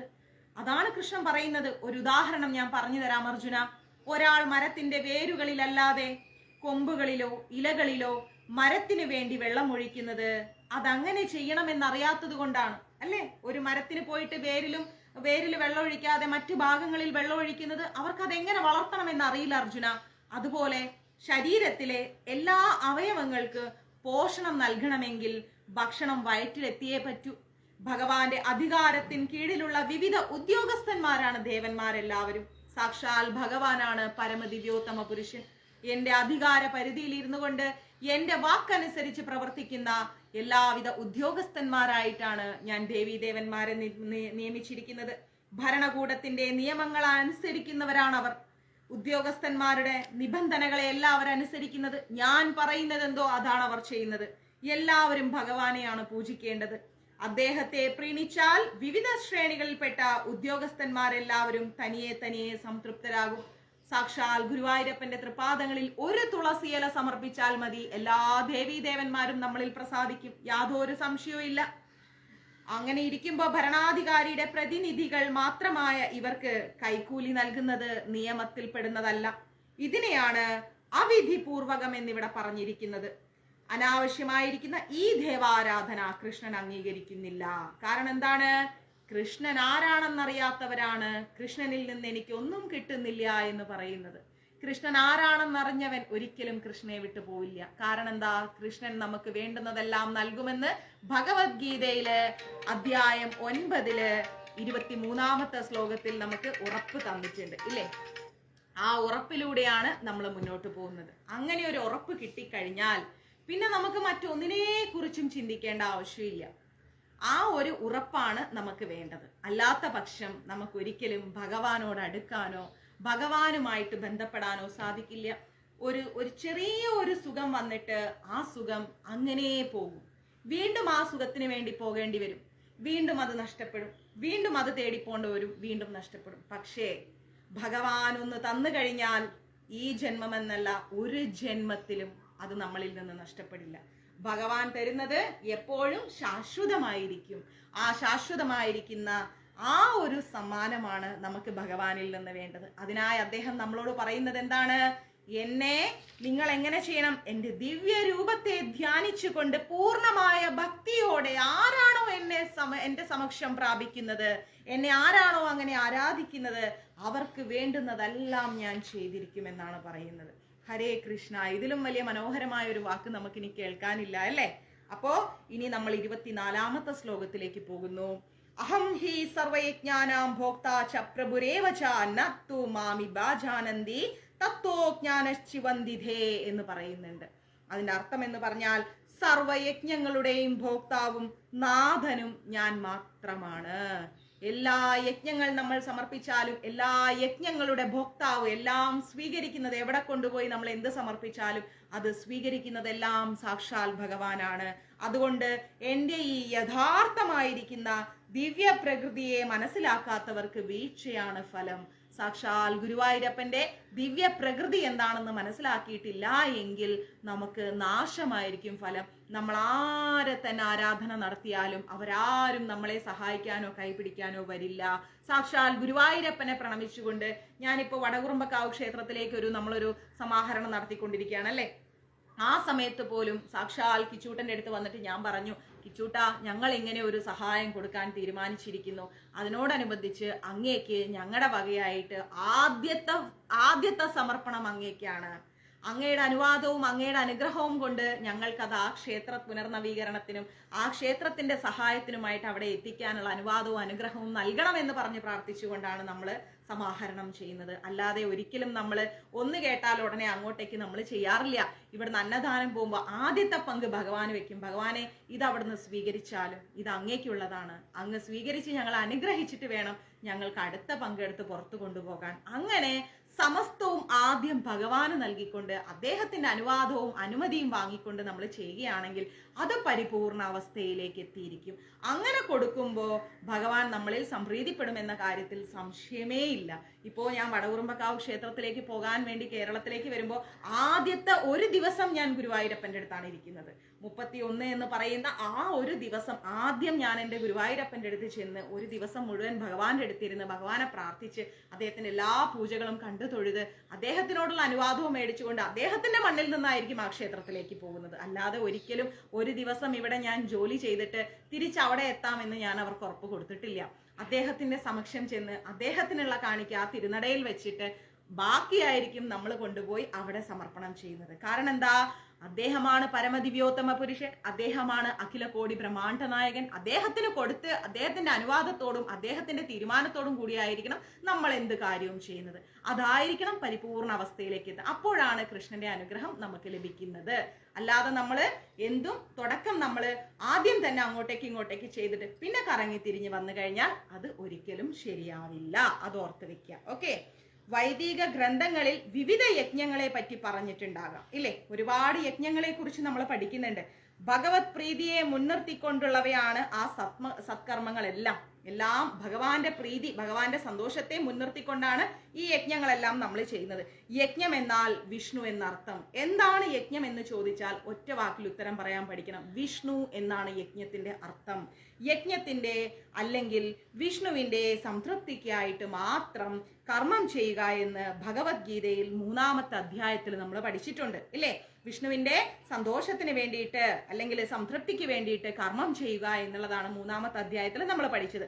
മാനവിക സാമൂഹിക രീതിയുടെ തികവുറ്റ രൂപം വർണ്ണാശ്രമ ധർമ്മ വ്യവസ്ഥ വിഷ്ണു പ്രീതിക്ക് വേണ്ടി മാത്രം നിലകൊള്ളുന്നു. നമ്മൾ ജീവിക്കുന്നതും നമ്മൾ പ്രവർത്തികൾ ചെയ്യുന്നതും എന്തിനു വേണ്ടിയാണ്?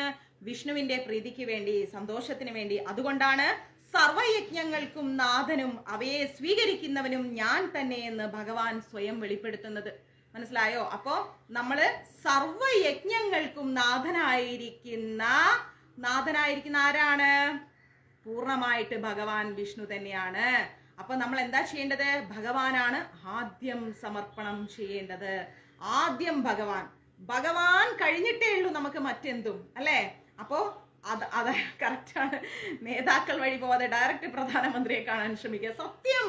അതിന് നമ്മൾക്ക് എന്താ വേണ്ടത്? ഒരു ക്വാളിഫിക്കേഷനും വേണ്ട. കൃഷ്ണ എന്ന് ഹൃദയം തുറന്ന് വിളിച്ചാൽ മതി. ഓടി നമ്മുടെ അടുത്തേക്ക് എന്താ വിളിച്ചത്, എന്താ കാര്യം എന്ന് വെച്ചുകൊണ്ട്.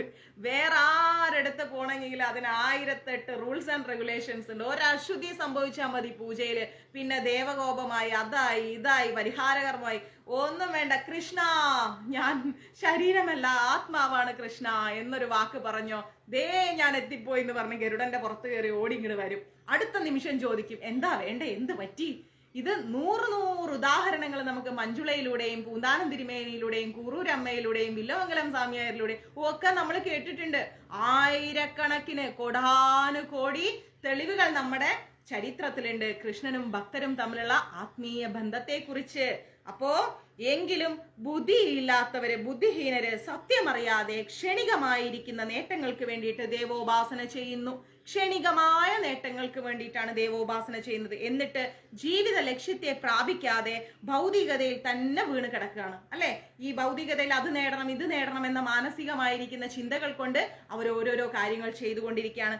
ഭൗതിക അഭിലാഷങ്ങളുള്ള മനുഷ്യർ അവ സാധിക്കുവാൻ ഭഗവാനോട് പ്രാർത്ഥിക്കുകയാണ് ഉത്തമം. നമുക്കൊരു കാര്യം നടക്കണമെങ്കിൽ നമുക്ക് ഭഗവാനോട് പ്രാർത്ഥിക്കണം, അദ്ദേഹത്തിനോട് അനുമതി മേടിക്കണം. നമ്മൾ എന്ത് കാര്യം മഞ്ജരീസിനോട് ചെയ്യുകയാണെങ്കിലും ആദ്യം കിച്ചൂട്ടന്റെ അടുത്ത് അനുവാദം വാങ്ങും, ഗുരുവായൂരപ്പനോട് അനുവാദം വാങ്ങി അദ്ദേഹത്തിന് അതിലൊരു പങ്ക് നമ്മൾ കൊടുത്തിട്ടായിരിക്കും ആദ്യത്തെ കാര്യം ചെയ്യുക. ഇന്നലെ നമുക്ക് വടകുറുമ്പക്കാവിലേക്ക് ആദ്യം പൈസ അയച്ച ഒരു മാതാജി ഉണ്ട്. നമ്മുടെ ലിസ്റ്റ് നോക്കിയാൽ കാണാം. അവര് 251 രൂപ അയച്ചു. അതിൽ നിന്ന് 151 രൂപ എടുത്ത് ഭഗവാന് നിവേദ്യം വെച്ചിട്ടാണ് ബാക്കി അതിലേക്ക് നമ്മൾ വെച്ചിരിക്കുന്നത്. മനസ്സിലായില്ലേ? ആദ്യം നമ്മൾ ചെയ്യുന്നത് അതാണ്. ആദ്യം ഭഗവാന്, ഫസ്റ്റ് നമുക്ക് വരുന്നത് ഭഗവാന്. അതിനുശേഷമാണ് നമ്മൾ എന്ത് ചെയ്യുന്നത്? മറ്റ് കാര്യങ്ങളിലേക്ക് നമ്മൾ കോൺട്രിബ്യൂട്ട് ചെയ്യുന്നത്. അപ്പോഴാണ് അത് അവർക്കും സ്വീകരിക്കാൻ ഒരു സന്തോഷം ഉണ്ടാകുന്നത്. കാരണം എന്താ? ഇത് കൃഷ്ണന്റെ പങ്കിന് ശേഷം വന്നതാണ്. ആ ദേവി പോലും ചിന്തിക്കൽ എന്താ, ഇത് കൃഷ്ണന്റെ പങ്കിന് ശേഷം വന്നതാണ്, ഇത് മഹാപ്രസാദമാണെന്ന് പോലും ആ അമ്മ സ്വീകരിക്കും, ആ അമ്മ ചിന്തിക്കും. കാരണം നമ്മൾ കൊടുക്കുന്നത് എന്താണ്? ഭഗവാന് കൊടുത്തിട്ടാണ് നമ്മൾ കൊണ്ടുവരുന്നത്, അല്ലേ? അപ്പൊ ആ ഒരു സന്തോഷം എന്ന് പറയുന്നത് അതിനേക്കാൾ ഉപരിയായിട്ട് ഒന്നും തന്നെ ഇല്ല. നമുക്കും സന്തോഷം, ഭഗവാനും സന്തോഷം, അത് കൈപ്പറ്റുന്നവർക്കും സന്തോഷം. അങ്ങനെ ആയിരിക്കണം നമ്മുടെ ജീവിതത്തിൽ എന്ത് കാര്യങ്ങളും ചെയ്യേണ്ടത്, തികഞ്ഞ ഭക്തിയോടുകൂടി. അപ്പോ നമ്മൾ എന്തായി? അയാൾ ആഗ്രഹിക്കുന്ന ഫലം ലഭിക്കുമെന്ന് ഭഗവത്ഗീതയിൽ ഭഗവാൻ ഉറപ്പ് തരുന്നുണ്ട്. Okay, clear? ഇനി 25-ാമത്തെ ശ്ലോകത്തിലേക്ക് നമ്മൾ പോകുന്നു.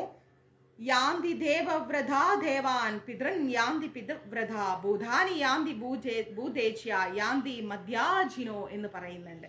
അപ്പോ മധ്യാജിനോ പിമാം എന്ന് പറയുന്നുണ്ട്. എന്ന് വെച്ചാല് ദേവന്മാരെ ആരാധിക്കുന്നവർ ദേവന്മാരോടൊപ്പം ജനിക്കും, പിതൃപൂജകൾ പിതൃക്കളോടൊപ്പം ജനിക്കും.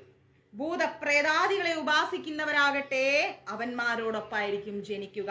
എന്നാൽ എന്നെ ആരാധിക്കുന്ന ഭക്തർ എന്നോടൊപ്പം ജനിക്കും എന്ന് പറയുന്നുണ്ട്. ആഹാ, ഇതിനേക്കാൾ മനോഹരമായ ഒരു ശ്ലോകം ഇല്ല എന്ന് വേണമെങ്കിൽ പറയാം. മനസ്സിലായില്ലേ? ഭഗവാൻ എത്ര മനോഹരമായിട്ടാണ് നമുക്ക് ഇന്നത്തെ ഒരു ക്ലാസ് തന്നിരിക്കുന്നത്. അപ്പോൾ അതാണ് ഞാൻ പറയുന്നത്, എപ്പോഴും ഭഗവാന്റെ ക്ലാസ് ലൈവ് ഉണ്ട് എന്ന് പറഞ്ഞു കഴിഞ്ഞാൽ ആ ലൈവിൽ എത്തണം. അല്ലെങ്കിൽ ഭഗവാൻ നമ്മളോട് എപ്പോഴാ എന്താ പറയാന്ന് പറയാൻ പറ്റില്ല. ഭഗവാൻ അങ്ങനെയാണ്. ചില സമയത്ത് ചില കാര്യങ്ങൾ പറയുമ്പോൾ അങ്ങനെയും ഉണ്ടാകില്ല. यदा यदा हि धर्मस्य ग्लानिर्भवति भारत अभ्युत्थानम् अधर्मस्य तदात्मानं सृजाम्यहम् परित्राणाय साधूनां विनाशाय च दुष्कृतां धर्म संस्थापनार्थाय संभवामि युगे युगे. ഒന്നും പറയാനില്ല. കൃഷ്ണൻ ഇന്ന് നമ്മളിലേക്ക് വന്നു എന്ന് വേണേ പറയാം. നമ്മൾ ഈ തൊണ്ട കീറി കൃഷ്ണ കൃഷ്ണ എന്ന് വിളിച്ച് ഇന്ന് ഭഗവാൻ നമ്മുടെ വിളി കേട്ടിരിക്കുകയാണ്. അപ്പൊ ഭഗവാൻ പറയുന്നു, ഭഗവാനെ ആരാധിക്കുന്നവര് ഭഗവാനോടൊപ്പം ജനിക്കുമെന്ന്. സൂര്യനിലോ ചന്ദ്രനിലോ മറ്റു ഗ്രഹങ്ങളിലോ എത്തിച്ചേരാൻ ആഗ്രഹിച്ചു കഴിഞ്ഞാൽ അതിനു വേണ്ടി വേദോക്ത വിധികൾക്കനുസൃതമായിട്ട് ദർശ പൗർണമാസി അങ്ങനെയുള്ള കുറച്ച് ക്രിയാനുഷ്ഠാനങ്ങളെല്ലാം ചെയ്തു കഴിഞ്ഞാൽ നമുക്ക് എന്താണ് അവിടെ അങ്ങോട്ടേക്ക് എത്താൻ സാധിക്കും. അങ്ങോട്ട് പോകും, അങ്ങനെയുള്ള ഗ്രഹങ്ങളിലേക്ക് പോകും. അവിടെ നമുക്ക് ജീവിക്കാം. കുറച്ചു കാലം കഴിയുമ്പോൾ അവർ നമ്മളെ ഭൂമിയിലേക്ക് തന്നെ വിടും. വേദങ്ങളിൽ ഫലോദിഷ്ട കർമ്മങ്ങളെ പറ്റി പറയുന്നിടത്ത് അനുഷ്ഠാനങ്ങളും പറഞ്ഞിട്ടുണ്ട്. മനസ്സിലായോ? ഒരുപാട് അനുഷ്ഠാനങ്ങൾ വേദങ്ങളിൽ പറഞ്ഞിട്ടുണ്ട്. വ്യത്യസ്തമായിരിക്കുന്ന ദിവ്യ ലോകങ്ങളിൽ ജീവിക്കുന്ന ഓരോ ദേവന്റെയും ആരാധനാക്രമം, ഓരോരോ ദേവലോകത്തിൽ ജീവിക്കുന്ന ഓരോരോ ദേവന്മാരുടെയും ആരാധനാക്രമം നമുക്ക് വൈദിക ഗ്രന്ഥങ്ങളിൽ നിന്ന് ലഭിക്കും. അതുപോലെ തന്നെ ഒരു പ്രത്യേക യജ്ഞാനുഷ്ഠാനത്താൽ പിതൃലോകങ്ങളിലേക്ക് നമുക്ക് എത്തിച്ചേരാനും സാധിക്കും. മറ്റ് യജ്ഞങ്ങൾ യജ്ഞങ്ങൾ ചെയ്യുന്ന ഒരു വ്യക്തിയെ സംബന്ധിച്ചിടത്തോളം ആ വ്യക്തിക്ക് പൈശാച ലോകങ്ങളിൽ, അതായത് യക്ഷനോ രക്ഷസോ പിശാചോ അങ്ങനെയുള്ള വേറെ കുറേ ലോകങ്ങളുണ്ട്. അങ്ങനെയുള്ള ആ മൂർത്തികളെ ആരാധിച്ചു കഴിഞ്ഞാൽ അങ്ങനെയുള്ള സ്ഥലങ്ങളിലേക്കാണ് എത്തുന്നത്. പിശാച ആരാധനയാണ് നമ്മൾ ദുർമന്ത്രവാദം എന്ന് പറയുന്നത്. ഒരിക്കലും നമ്മൾ ദുർമന്ത്രവാദത്തിന് പോവരുത്. അത് വളരെ തെറ്റാണ്. ഒരിക്കലും ചെയ്യാൻ പാടില്ല. എത്ര വലിയ ദുർമന്ത്രവാദം ചെയ്തവനായാലും ശരി, ആര് ചെയ്താലും ശരി, ഞാൻ ഉറപ്പ് നൽകുന്നു, ഭഗവാന്റെ കയ്യിലുള്ള സുദർശന യന്ത്രത്തെക്കാൾ വലിയൊരു ശക്തി ഒരു ദുർമന്ത്രവാദത്തെയും നശിപ്പിക്കാൻ ഈ ലോകത്തില്ല. കാരണം ഭഗവാനെ എന്ന് മനസ്സറിഞ്ഞ് വിളിച്ചു കഴിഞ്ഞാൽ ഏത് പൈശാചിക ശക്തികളെയും ഭേദിക്കാൻ വേണ്ടിയിട്ട് ആ സുദർശന ചക്രം ഭഗവാൻ നമ്മളിലേക്ക് അയച്ചിരിക്കും എന്ന സംരക്ഷണം നമ്മൾ എന്നും മനസ്സിൽ വെച്ചുകൊണ്ടിരിക്കുക. ഇതനുഷ്ഠിക്കുന്നവർ പലരുണ്ട്. ഈ ദുർമന്ത്രവാദം അനുഷ്ഠിക്കുന്നവർ പലരുണ്ട്. ഇതും ആത്മീയമാണെന്നാണ് അവർ വിചാരിക്കുന്നത്. പക്ഷേ തികഞ്ഞ ഭൗതികമായിരിക്കുന്ന ആചാരാനുഷ്ഠാനമാണ് ഈ ദുർമന്ത്രവാദം എന്ന് പറയുന്നത്. ഭഗവത് ഉപാസനയിൽ മാത്രം താല്പര്യമുള്ള ശുദ്ധമായിരിക്കുന്ന ഒരു ഭക്തൻ വൈകുണ്ഠ ലോകങ്ങളും കൃഷ്ണലോകങ്ങളും പ്രാപിക്കുമെന്ന കാര്യത്തിൽ സംശയമേ ഇല്ല. ദൈവങ്ങളെ ഉപാസിക്കുന്നത് കൊണ്ട് സ്വർഗലോകങ്ങളും അതുപോലെ പിതൃപൂജ കൊണ്ട് പിതൃലോകങ്ങളിലും ദുർമന്ത്രവാദങ്ങൾ കൊണ്ട് പൈശാചിക ലോകങ്ങളിലും എത്തിച്ചേരുമെന്ന കാര്യം ഉറപ്പാണ്. എന്നാൽ ഒരു ശുദ്ധ ഭക്തന്, ഒരു ശുദ്ധ കൃഷ്ണ ഭക്തന് മാത്രമായിരിക്കും വൈകുണ്ഠ ലോകത്തിലേക്ക് പോകാൻ സാധിക്കുക. നിർഭാഗ്യവശാൽ കൃഷ്ണനും വിഷ്ണുവും ജീവിക്കുന്ന വാഴുന്ന ആ അത്യുത്കൃഷ്ട ഗ്രഹങ്ങളെ പറ്റി പലർക്കും അറിഞ്ഞൂടാ. ഭഗവാനുള്ള ആ ഗ്രഹങ്ങളെ പറ്റി പലർക്കും അറിഞ്ഞൂടാ. അതിനെക്കുറിച്ചുള്ള അറിവില്ലായ്മ കൊണ്ടാണ് വീണ്ടും വീണ്ടും അവരിങ്ങനെ താഴേക്ക് വരുന്നത്.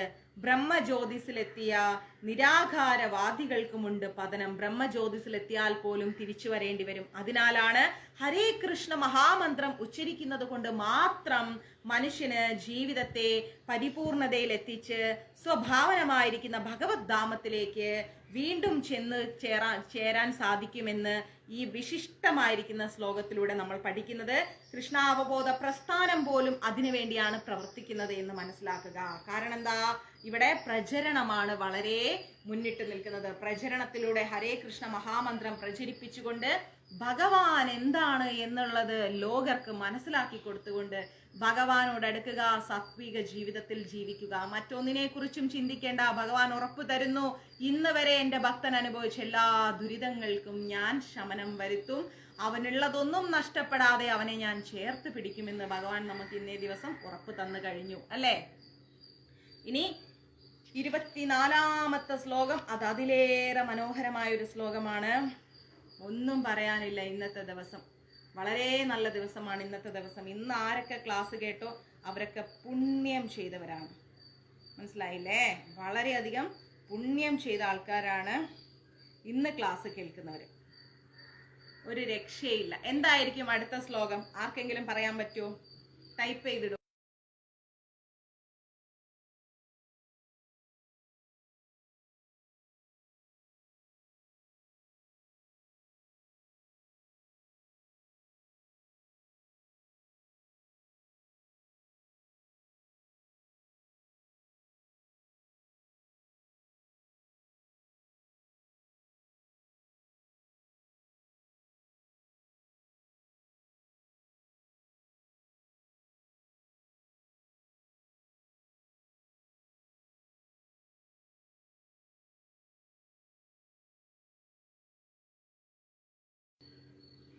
എന്താണെന്നറിയാമോ അടുത്ത ശ്ലോകം?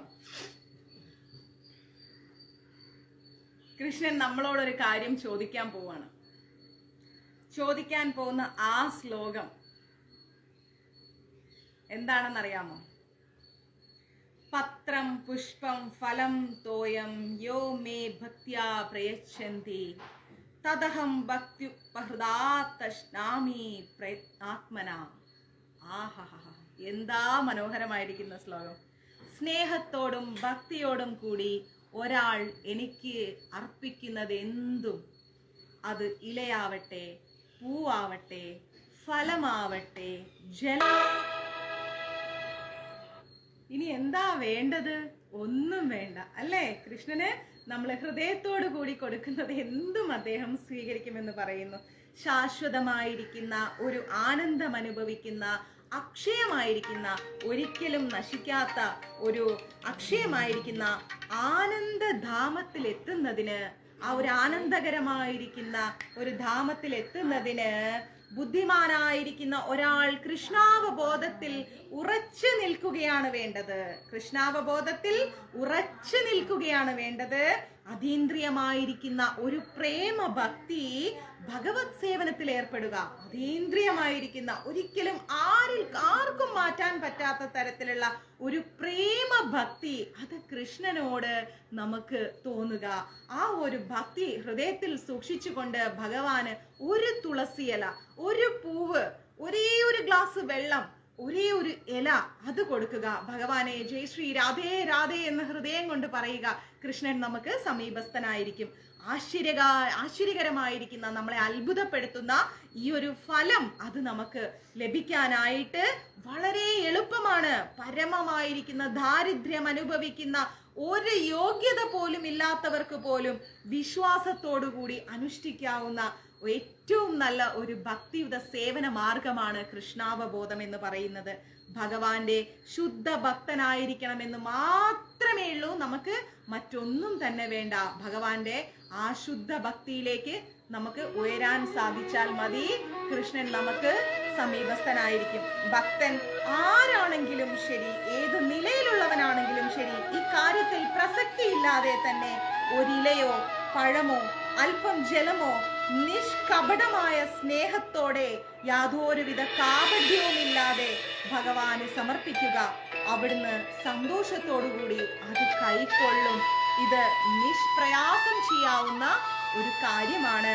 കൃഷ്ണാവബോധം സ്വീകരിക്കുന്നതിന് ആരും വിലക്കില്ല.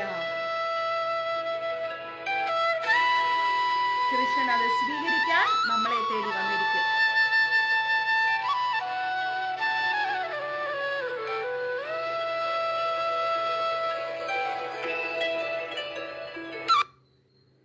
അപ്പോൾ എത്രത്തോളം പ്രാധാന്യം അർഹിക്കുന്ന ഒരു നിമിഷത്തിലൂടെയാണ് നമ്മൾ നമ്മുടെ ജീവിതത്തിൽ കടന്നു പോകുന്നത് അല്ലെ? എത്ര മനോഹരമായ ഒരു നിമിഷത്തിലൂടെയാണ് നമ്മൾ കടന്നു പോകുന്നത്. കൃഷ്ണൻ നമുക്ക് തരുന്ന ഒരു ആത്മീയ ആനന്ദ അനുഭൂതി എന്താണെന്ന് ആലോചിച്ച് നോക്കൂ. എപ്പോഴും കൃഷ്ണൻ അത് തരില്ല, വല്ലപ്പോഴുമേ കൃഷ്ണൻ അത് തരൂ. അത്രയും സാർവത്രികമായിരിക്കുന്ന, ആയാസരഹിതമായിരിക്കുന്ന, കഷ്ടപ്പെടേണ്ടാത്ത ഈ ഒരു പദ്ധതി ഇന്നു മുതലെങ്കിലും എൻ്റെ ഭക്തർ അത് പരിപാലിക്കുക, അതിനോടൊപ്പം ഇരിക്കുക. ഈ എളുപ്പ വഴിക്ക് ഈ ഒരു കൃഷ്ണാവബോധം ആർജിക്കാൻ, അങ്ങനെ സച്ചിദാനന്ദാത്മകമായിരിക്കുന്ന ജീവിതത്തിന്റെ പരിപൂർണത നേടാൻ, ആഗ്രഹിക്കാത്ത വിധം മൂഢനായിട്ട് ആരുണ്ടാവും? എന്തിനു വേണ്ടിയിട്ട് അങ്ങനെ ഒരു ജീവിതം നമ്മൾ കഷ്ടപ്പെട്ട് തീർക്കണം? ഇത്രയും സച്ചിദാനന്ദ സ്വരൂപനായിരിക്കുന്ന വിളിച്ചാൽ വിളിപ്പുറത്തെത്തുന്ന ഒരു നിമിഷം കൊണ്ട് ഹൃദയത്തിലേക്ക് ഒരു ഓടക്കുഴലൂതി വിളിച്ചാൽ വരുന്ന ആ കൃഷ്ണനെ വിട്ടിട്ട് പോകാൻ ഏത് ഹൃദയത്തിന് സാധിക്കും? പ്രേമപൂർവമായിരിക്കുന്ന സേവനം മാത്രമേ കൃഷ്ണൻ ആവശ്യപ്പെടുന്നുള്ളൂ. തന്റെ ഭക്തൻ തരുന്ന കൊച്ചു പൂവ് പോലും ഞാൻ സ്വീകരിക്കുമെന്ന് 9-ാമത്തെ അധ്യായത്തിൽ 26-ാമത്തെ ശ്ലോകത്തിൽ അദ്ദേഹം നമ്മളെ പഠിപ്പിക്കുന്നുണ്ട്. ഭക്തിയില്ലാത്തവന്റെ ഒരു ഉപഹാരവും ഞാൻ കൈക്കൊള്ളുകയില്ല. അദ്ദേഹത്തിന് മറ്റാരുടെയും ഉപഹാരങ്ങൾ ആവശ്യവുമില്ല. സ്വയം പര്യാപ്തനാണ് അദ്ദേഹത്തിന് ആരിൽ നിന്നും ഒന്നും വേണ്ട. എന്നാൽ എൻ്റെ ഭക്തൻ എനിക്ക് പ്രേമപൂർണമായി എന്ത് നൽകിയാലും ഞാനത് സ്വീകരിക്കുമെന്ന് ഉറപ്പ് നൽകുന്നുണ്ട്. ഭക്തന്റെ ഉപഹാരം സ്വീകരിക്കുന്നത് സ്നേഹവാത്സല്യങ്ങളുടെ കൈമാറ്റം എന്ന നിലയിലാണ്, അല്ലാതെ എനിക്കത് ആവശ്യമുണ്ടായിട്ടല്ല. എൻ്റെ ഭക്തൻ എൻ്റെ തിരുനട കയറി വരുമ്പോൾ എനിക്ക് സ്നേഹത്തോടു കൂടി നൽകുന്നത് എന്തും വലിപ്പ ചെറുപ്പമില്ലാതെ ഞാനത് ഹൃദയം കൊണ്ട് സ്വീകരിക്കുമെന്ന് പറയുന്നുണ്ട്. കൃഷ്ണാവബോധത്തിൽ പുരോഗമിക്കുക എന്നാണ് ജീവിതത്തിന്റെ പരിപൂർണ ഭക്തി, അല്ലെങ്കിൽ ഭക്തിപൂർവമായിരിക്കുന്ന സേവനം മാത്രമാണ് കൃഷ്ണ സാമീപ്യത്തിനുള്ള മാർഗമെന്ന സത്യം ഇവിടെ പറയുകയാണ്. ഭഗവാൻ നൽകുന്ന ഈ വാക്ക്, എന്റെ സാമീപ്യം നിങ്ങൾ ആഗ്രഹിക്കുന്നുണ്ടെങ്കിൽ പ്രേമപൂർവമായിരിക്കുന്ന ഒരു ബന്ധം അത് ഞാനുമായി സ്ഥാപിക്കുക. എനിക്ക് ആരുടെയും ഒന്നും ആവശ്യമില്ല. ഞാൻ എന്താണ്? സ്വതന്ത്രനാണ്, സ്വയം പര്യാപ്തനാണ്. അതുകൊണ്ട് എനിക്ക് വേണ്ടത് പരിപൂർണമായിരിക്കുന്ന സ്നേഹത്തോടു കൂടിയുള്ള ആ നാമം മാത്രമാണ്. ഈ ശ്ലോകത്തിൽ 2 ഭക്തി എന്ന് ആവർത്തിച്ചതിന്റെ ഉദ്ദേശം എന്താണെന്നറിയാമോ? ഒരു ബ്രാഹ്മണനോ, ഒരു മഹാപണ്ഡിതനോ, ഒരു ധനികനോ, ഒരു പേരുകേട്ട തത്വചിന്തകനോ കൃഷ്ണനെ കൊണ്ട് തങ്ങളുടെ ഉപഹാരം സ്വീകരിപ്പിക്കാനാവില്ല. ഒരു തത്വചിന്തകന്മാർക്കും ഒരു ബ്രാഹ്മണനെ കൊണ്ടും ഒരിക്കലും നമ്മൾ കൊടുക്കുന്ന ഉപഹാരം കൃഷ്ണനെ കൊണ്ട് സ്വീകരിപ്പിക്കാൻ സാധിക്കില്ല. അല്പം പോലും ഭക്തി ഇല്ലാത്ത ഒരുവനിൽ നിന്ന് ഭഗവാൻ ഒന്നും സ്വീകരിക്കില്ല എന്ന് ഉറപ്പു തരുന്നുണ്ട്. ആത്മീകമായിരിക്കുന്ന ഒന്നല്ല ഭക്തി എന്ന് പറയുന്നത്. ആ പ്രക്രിയ ഒരു ശാശ്വതമാണ്, എന്നും നിലനിൽക്കുന്നതാണ്. ഭഗവാന്റെ നേരിട്ടുള്ള സേവന പ്രക്രിയയാണ് ഭക്തി എന്ന് പറയുന്നത്. അതിനിടയിൽ നിൽക്കാൻ ഒരാൾക്കും അവകാശമില്ല. ഒരു ഭക്തൻ, ഒരു ഭക്തി, ഒരു പ്രേമം, ഒരു കൃഷ്ണൻ, ഇത് മാത്രമാണ് എന്നും ബന്ധപ്പെട്ട് നിൽക്കുന്നത്. അതിനിടയിൽ മറ്റൊന്നിനും സ്ഥാനമില്ല എന്ന് ഭഗവാൻ പറയുന്നുണ്ട്. ശ്രീകൃഷ്ണ ഭഗവാൻ തന്നെയാണ് ആദിമനായിരിക്കുന്ന പ്രഭു. യജ്ഞങ്ങളുടെ എല്ലാം ഏക ലക്ഷ്യവും അദ്ദേഹം തന്നെ. എന്ത് യജ്ഞം എവിടെ ചെന്ന് ചെയ്താലും അത് ഭഗവാന് തന്നെയാണ് സമർപ്പണമാവുന്നത്. അവയുടെ ഭോക്താവും മറ്റാരുമല്ല, ഞാൻ തന്നെയാണ്. ഭക്ത, നീ എവിടെ പോയി എന്ത് യജ്ഞം ചെയ്താലും അത് സ്വീകരിക്കുന്നത് ഞാൻ തന്നെയാണ്. ഈ വസ്തുത വെളിപ്പെടുത്തിയ ശേഷം താൻ ഇഷ്ടപ്പെടുന്ന യജ്ഞദ്രവ്യങ്ങളെ കുറിച്ചാണ് ഭഗവാൻ പറയുന്നത്. എന്തൊക്കെ യജ്ഞദ്രവ്യങ്ങളാണ് ഭഗവാൻ ഇഷ്ടപ്പെടുന്നത്? പരിശുദ്ധി നേടി ജീവിത ലക്ഷ്യത്തിലേക്ക് എത്താനായിട്ട് അതീന്ദ്രിയമായ പ്രേമഭരിതമായിരിക്കുന്ന ഭഗവത് സേവനമാണ് ആഗ്രഹിക്കുന്നതെങ്കിൽ തങ്ങളിൽ നിന്ന് കൃഷ്ണൻ ആവശ്യപ്പെടുന്നത് എന്തെന്നറിഞ്ഞിരിക്കണ്ടേ നമ്മള്? അങ്ങനെ ഒരു പരിപൂർണ സ്നേഹത്തിലേക്ക് ഭഗവാനോട് എത്തണമെങ്കിൽ അദ്ദേഹം എന്തൊക്കെയാണ് ആവശ്യപ്പെടുന്നത്? കൃഷ്ണനിൽ പ്രേമമുള്ള ഒരാൾ അദ്ദേഹത്തിന് വേണ്ടുന്നതെല്ലാം നൽകാൻ തയ്യാറായിരിക്കും. അദ്ദേഹത്തിന് ആവശ്യമില്ലാത്തതോ ഇഷ്ടപ്പെടാത്തതോ ആയ ഒന്നും നമ്മൾ ഭഗവാന് നൽകുകയില്ല. അദ്ദേഹത്തിന് എന്താണ് ആവശ്യപ്പെടാത്തത്? അദ്ദേഹം എന്താണ് ഇഷ്ടപ്പെടാത്തത്? മത്സ്യം, മാംസം, മുട്ട എന്നിവ കൃഷ്ണന് നിവേദിക്കാൻ പാടില്ല. അത്തരം ഉപഹാരങ്ങൾ ആവശ്യമെങ്കിൽ അദ്ദേഹം എടുത്തു പറയുമായിരുന്നു എനിക്കിത് ആവശ്യമുണ്ടെന്ന്. അദ്ദേഹത്തിന് ഇതൊന്നും തന്നെ ആവശ്യമില്ല. മറിച്ച് എന്താണ് ചോദിക്കുന്നത്? ഇലകളോ, പൂക്കളോ, പഴങ്ങളോ, വെള്ളമോ ആണ് അദ്ദേഹത്തിന് വേണ്ടത്. അദ്ദേഹം അത് പ്രേമഭക്തിയോടെ, ഹൃദയത്തോടെ സമർപ്പിക്കാനാണ് ഭക്തനോട് പറയുന്നത്. അവ ഞാൻ സ്വീകരിക്കുമെന്ന് ഭഗവാൻ ഉറപ്പു തരുന്നുണ്ട്. എന്നാണ് കൃഷ്ണൻ പറയുന്നത്? ഇതിൽ നിന്ന് മാംസം, മത്സ്യം, മുട്ട ഇതെല്ലാം അദ്ദേഹത്തിന് സ്വീകാര്യമല്ല എന്ന് നമ്മൾ മനസ്സിലാക്കണം. കായ്കൾ, ധാന്യങ്ങൾ, പാല്, പഴം, വെള്ളം ഇതാണ് മനുഷ്യർക്ക് ചേർന്ന ആഹാരങ്ങൾ എന്ന് കൃഷ്ണൻ ഇവിടെ ഉറപ്പ് പറഞ്ഞിരിക്കുന്നു. മറ്റ് ഭക്ഷ്യങ്ങളൊന്നും അദ്ദേഹത്തിന് നിവേദിക്കാൻ പാടില്ല. എന്റെ ഭക്തൻ ഇതൊന്നും ഉപയോഗിക്കാനും പാടില്ല. ഞാൻ സ്വീകരിക്കാത്തത് എന്റെ ഭക്തനും സ്വീകരിക്കരുത്. അങ്ങനെ നമ്മൾ ചെയ്യുന്നത് പ്രേമ ഭക്തിപൂർവമായ ഒരു ജീവിതത്തിലേക്ക് നമ്മളെ കൊണ്ടുപോകും. അങ്ങനെ ജീവിതത്തിൽ പുരോഗതിയും ഭൗതിക ബന്ധങ്ങളിൽ നിന്ന് മോചനവും ആരാണോ ആഗ്രഹിക്കുന്നത് അവർക്ക് വിശുദ്ധമായിരിക്കുന്ന ആഹാരം യജ്ഞോച്ഛിഷ്ടമായത് മാത്രമാണ് നമ്മൾ സ്വീകരിക്കേണ്ടത്, നമ്മൾ സമർപ്പിക്കേണ്ടത് എന്ന് 3-ാമത്തെ അധ്യായത്തിൽ 13-ാമത്തെ ശ്ലോകത്തിൽ കൃഷ്ണൻ നമ്മളോട് പറഞ്ഞിട്ടുണ്ട് അല്ലേ. എങ്ങനെയാണ് യജ്ഞമാകുന്നത്? നമ്മൾ എന്ത് കഴിക്കുമ്പോഴും ആദ്യം ഭഗവാന് സമർപ്പിക്കുക, അത് യജ്ഞമാണ്. ആ സമർപ്പണം ചെയ്യുമ്പോൾ നമ്മൾ കഴിക്കേണ്ടത് സാത്വികാഹാരമായിരിക്കണം. ആ സാത്വികമായിരിക്കുന്ന സസ്യാഹാരം നമ്മൾ കഴിക്കുമ്പോൾ അത് ഭഗവാനും കൂടി സമർപ്പിച്ചിട്ട് കഴിക്കുകയാണെങ്കിൽ അതെന്തായി? യജ്ഞമായി. ആ യജ്ഞം ഭഗവാൻ സ്വീകരിക്കുന്നു, അതിന്റെ പ്രസാദം നമ്മൾ കഴിക്കുന്നു. തങ്ങളുടെ ആഹാരത്തെ കൃഷ്ണാർപ്പണമാക്കാതെ ഭക്ഷിക്കുന്നവർ പാപബുക്കുകളാണെന്നും അതേ ശ്ലോകത്തിൽ 3-ാമത്തെ അധ്യായത്തിൽ അദ്ദേഹം പറഞ്ഞിട്ടുണ്ട്. ഭഗവാന് സമർപ്പിക്കാതെ കഴിക്കുന്നവർ പാപബുക്കുകളാണ്, തെറ്റ് ചെയ്തിട്ട് ഭക്ഷണം കഴിക്കുന്നവരാണ്.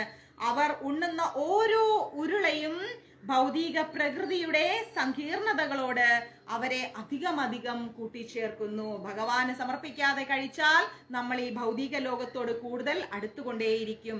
ലളിതമായിരിക്കുന്ന സസ്യാഹാരങ്ങൾ ഉണ്ടാക്കി ഭഗവാൻ കൃഷ്ണന്റെ വിഗ്രഹത്തിനോ ഭഗവാൻ കൃഷ്ണന്റെ ചിത്രത്തിനോ ഫോട്ടോയ്ക്കോ മുന്നിൽ നിവേദിക്കുകയും നമസ്കരിക്കുകയും ആ വിനയമായിരിക്കുന്ന ഉപഹാരം കൈക്കൊള്ളാൻ അദ്ദേഹത്തോട് അപേക്ഷിക്കുകയും ചെയ്യുന്ന ഒരാൾക്ക് ജീവിതത്തിൽ പുരോഗതി ഉണ്ടാവും. ശരീരം വിശുദ്ധമായിരിക്കും. ചിന്ത നല്ല രീതിയിൽ മുന്നോട്ട് പോകുന്ന നല്ല വൈഭവത്തിലേക്ക് എത്താനും സഹായിക്കും. അതുപോലെ തന്നെ നമ്മുടെ മസ്തിഷ്ക സിരകൾ, നമ്മുടെ തലച്ചോറിലുള്ള സിരകളെല്ലാം സൂക്ഷ്മതരങ്ങളായി മാറും. സർവോപരി ഈ നിവേദ്യം ഭഗവാന്റെ പ്രസാദം പ്രേമഭാവത്തോടെ ആയിരിക്കണം നമ്മൾ സമർപ്പിക്കേണ്ടതും സ്വീകരിക്കേണ്ടതും. സർവ ഐശ്വര്യവും നൽകുന്ന കൃഷ്ണന് ആഹാരത്തിന്റെ ആവശ്യമില്ല. എങ്കിലും നിവേദ്യങ്ങൾ സമർപ്പിച്ച് അദ്ദേഹത്തെ സന്തോഷിപ്പിക്കുവാൻ ആഗ്രഹിക്കുന്ന ഭക്തനിൽ നിന്ന് അദ്ദേഹം അത് സ്വീകരിച്ചിരിക്കും. നിവേദ്യം ഉണ്ടാക്കുന്നതിലും വിളമ്പുന്നതിലും കൃഷ്ണൻ അർപ്പിക്കുന്നതിലും മുഖ്യമായിട്ട് ശ്രദ്ധിക്കേണ്ട കാര്യങ്ങൾ ഇതൊക്കെയാണ്. ഇവയൊക്കെ തന്നെ അനുഷ്ഠിക്കേണ്ടത് കൃഷ്ണപ്രേമത്തോടെ ആയിരിക്കണം.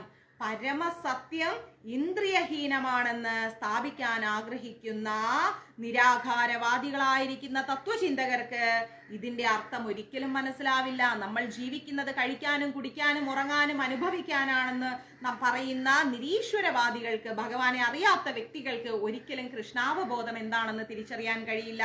അവർക്കിതൊരു രൂപാലങ്കാരമായിരിക്കും. ഭഗവാനെ വെച്ചു കഴിഞ്ഞാൽ അവർക്ക് അതൊരു അലങ്കാരമായിട്ടാണ് തോന്നുന്നത്. ഭഗവത്ഗീതാകാരനായിരിക്കുന്ന ഗീത നമുക്ക് പറഞ്ഞു തന്നിരിക്കുന്ന കൃഷ്ണന്റെ ഭൗതിക സ്വഭാവത്തിലുള്ള തെളിവുകൾ അന്വേഷിച്ചായിരിക്കും അവർ നടക്കുന്നത്. വാസ്തവത്തിൽ പരമപുരുഷനായിരിക്കുന്ന കൃഷ്ണന് ഇന്ദ്രിയങ്ങളുണ്ട്. അദ്ദേഹത്തിന്റെ ഓരോ ഇന്ദ്രിയത്തിനും മറ്റുള്ളവയുടെ പ്രവൃത്തി കൂടി ചെയ്യാൻ കഴിവുണ്ട്. അദ്ദേഹത്തിന്റെ ഇന്ദ്രിയങ്ങൾ എന്ന് പറയുന്നത് ദേവീ ദേവന്മാരാണ്. അവർ ഈ ഭൗതിക ലോകത്തെ നിയന്ത്രിക്കാനായി ഭഗവാൻ അവരെ തന്നെ നിശ്ചയിച്ചിരിക്കുകയാണ്. കൃഷ്ണനെ നിരപേക്ഷൻ എന്ന് പറയുന്നതിന് അർത്ഥം ഇതാണ്. ഭഗവാൻ നിരപേക്ഷ തത്വകനാണ് എന്ന് പറയാനുള്ള അർത്ഥം ഇതാണ്. കാരണം എന്താണ്? ഇന്ദ്രിയങ്ങൾ ഇല്ലെങ്കിൽ അദ്ദേഹത്തെ എങ്ങനെ സർവൈശ്വര്യപൂർണനായിട്ട് നമുക്ക് കരുതാൻ സാധിക്കും? ഇന്ദ്രിയങ്ങൾ ഉണ്ടെങ്കിലല്ലേ സർവ്വ ഐശ്വര്യങ്ങളും ഉള്ളൂ. ഇല്ലെങ്കിൽ നമ്മൾ വികലാംഗൻ എന്നല്ലേ പറയുന്നത്? പൂർണ്ണതയില്ലാത്തവൻ അല്ലെ? കയ്യോ കാലോ ഇല്ലെങ്കിൽ അവൻ വികലാംഗൻ, അംഗത്തിന് വികലം സംഭവിച്ചവൻ, പൂർണ്ണതയില്ലാത്തവൻ എന്ന് പറയും. പക്ഷെ ഭഗവാന് സമസ്ത ഇന്ദ്രിയങ്ങളും ഉള്ളത് കൊണ്ട് നമ്മള് സർവൈശ്വര്യകൻ എന്ന് പറയുന്നുണ്ട് അല്ലേ. താനാണ് ഭൗതിക പ്രകൃതിയിൽ ജീവാത്മാക്കളെ ഉളവാക്കുന്നത് എന്ന് 7-ാം അധ്യായത്തിൽ ഭഗവാൻ പറഞ്ഞിട്ടുണ്ട്. ഭൗതിക പ്രകൃതിയെ കടാക്ഷിക്കുന്നത് കൊണ്ടാണ് പിറവി നടക്കുന്നത്. ഈ രീതിയിൽ നിവേദ്യം അർപ്പണം ചെയ്യുന്ന ഭക്തൻ ഉച്ചരിക്കുന്ന സ്നേഹത്തോടെയുള്ള പ്രേമത്തോടെയുള്ള വാക്കുകൾക്കും കൃഷ്ണന്റെ ആസ്വാദനത്തിനും താതാത്മ്യമുണ്ടാക്കുന്നുണ്ട്. നിവേദകന്റെ പ്രേമവാക്കുകളുടെ ശ്രവണം, അതായത് ഒരു ഭക്തൻ ഭഗവാന് നിവേദ്യം സമർപ്പിക്കുമ്പോ അതിന് നിങ്ങൾ മന്ത്രതന്ത്ര വിധികളൊന്നും വേണ്ട. ഭഗവാൻ പറയുന്നു, ഞാനും ഭക്തനുമായിട്ടുള്ള ബന്ധത്തിനിടയിൽ മറ്റൊന്നിനും തന്നെ സ്ഥാനമില്ല. ഒരു ബ്രാഹ്മണനും ഒരു തത്വചിന്തകനും അതിനിടയിൽ സ്ഥാനമില്ല. പേരുകെട്ട മഹാപണ്ഡിതന്റെ ആവശ്യമില്ല. ഒരു ധനികന്റെ ആവശ്യമില്ല, ഞാനും എൻ്റെ ഭക്തനും മാത്രമുള്ളൊരു ബന്ധം, അതാണ് എനിക്ക് വേണ്ടത് എന്ന് ആ നിവേദ്യം ഭക്തൻ സമർപ്പിക്കുമ്പോൾ ഭഗവാനോട് ഭക്തൻ പ്രേമത്തോടു കൂടി പറയുന്ന ആ വാക്കുകൾ, ആ ശ്രവണം, അത് കൃഷ്ണൻ ആസ്വാദകനായി മാറുന്നു. അദ്ദേഹം അത് ആസ്വദിച്ചുകൊണ്ട് കേൾക്കുന്നു എന്നാണ് മനസ്സിലാക്കേണ്ടത്. ഭഗവാന്റെ നിരപേക്ഷാസ്ത ശ്രവണം കൊണ്ട് ശ്രവണം ഭോജനം ആസ്വാദനമായി മാറുകയാണ്. ഭഗവാൻ കേൾക്കുന്നു, ഭഗവാൻ ഭക്ഷിക്കുന്നു, ഭഗവാൻ ആസ്വദിക്കുന്നു. ഇത് 3 വ്യത്യസ്തമായ തലങ്ങളിലേക്ക് ഭഗവാന്റെ ഭക്തനെ ഉയർത്തിക്കൊണ്ടുവരും. തന്നെ പറ്റി കൃഷ്ണൻ സ്വയം വിവരിക്കുന്നതിനെ വ്യാഖ്യാനമെന്നും, കൂടാതെ സ്വീകരിക്കുന്ന ഭക്തന് മാത്രമേ നിരപേക്ഷ സത്യത്തിന് ഭക്ഷിക്കാനും ആസ്വദിക്കാനും സാധിക്കുകയുള്ളൂ. കാരണം എന്താണ്? ഭഗവാൻ പറയുന്നു, എന്ത് സംഭവിച്ചാലും ഞാൻ നിനക്കൊപ്പമുണ്ട്, ഞാൻ നിന്നെ വിട്ട് ഒരിക്കലും പോവില്ല, നീയാണ് എനിക്ക് സർവവും. കാരണം എന്താണ്? ഭഗവാൻ ഒരിക്കലും നമ്മളെ വിട്ടു പോകാൻ ഇഷ്ടപ്പെടുന്നില്ല. ഭഗവാൻ എപ്പോഴും നമ്മളോടുകൂടി ചേർന്നിരിക്കാനാണ് ഇഷ്ടപ്പെടുന്നത്. ഒരിക്കൽ പോലും ഭഗവാൻ ഒരിക്കലും നമ്മളെ വിട്ടു പോവുകയോ നമ്മൾ ഭഗവാനെ വിട്ടു പോകുന്നതോ കാണാനോ കേൾക്കാനോ ഭഗവാൻ ആഗ്രഹിക്കുന്നില്ല. അതുകൊണ്ട് എപ്പോഴും ഭഗവാനെ കാണാൻ ശ്രമിക്കുക. അടുത്ത വർഷം രാത്രി വരുന്നുണ്ട്. നിങ്ങളെ ആരും ഞാൻ അങ്ങനെ വിടില്ല. ബിന്ദമ്മ എന്താ കരഞ്ഞത്?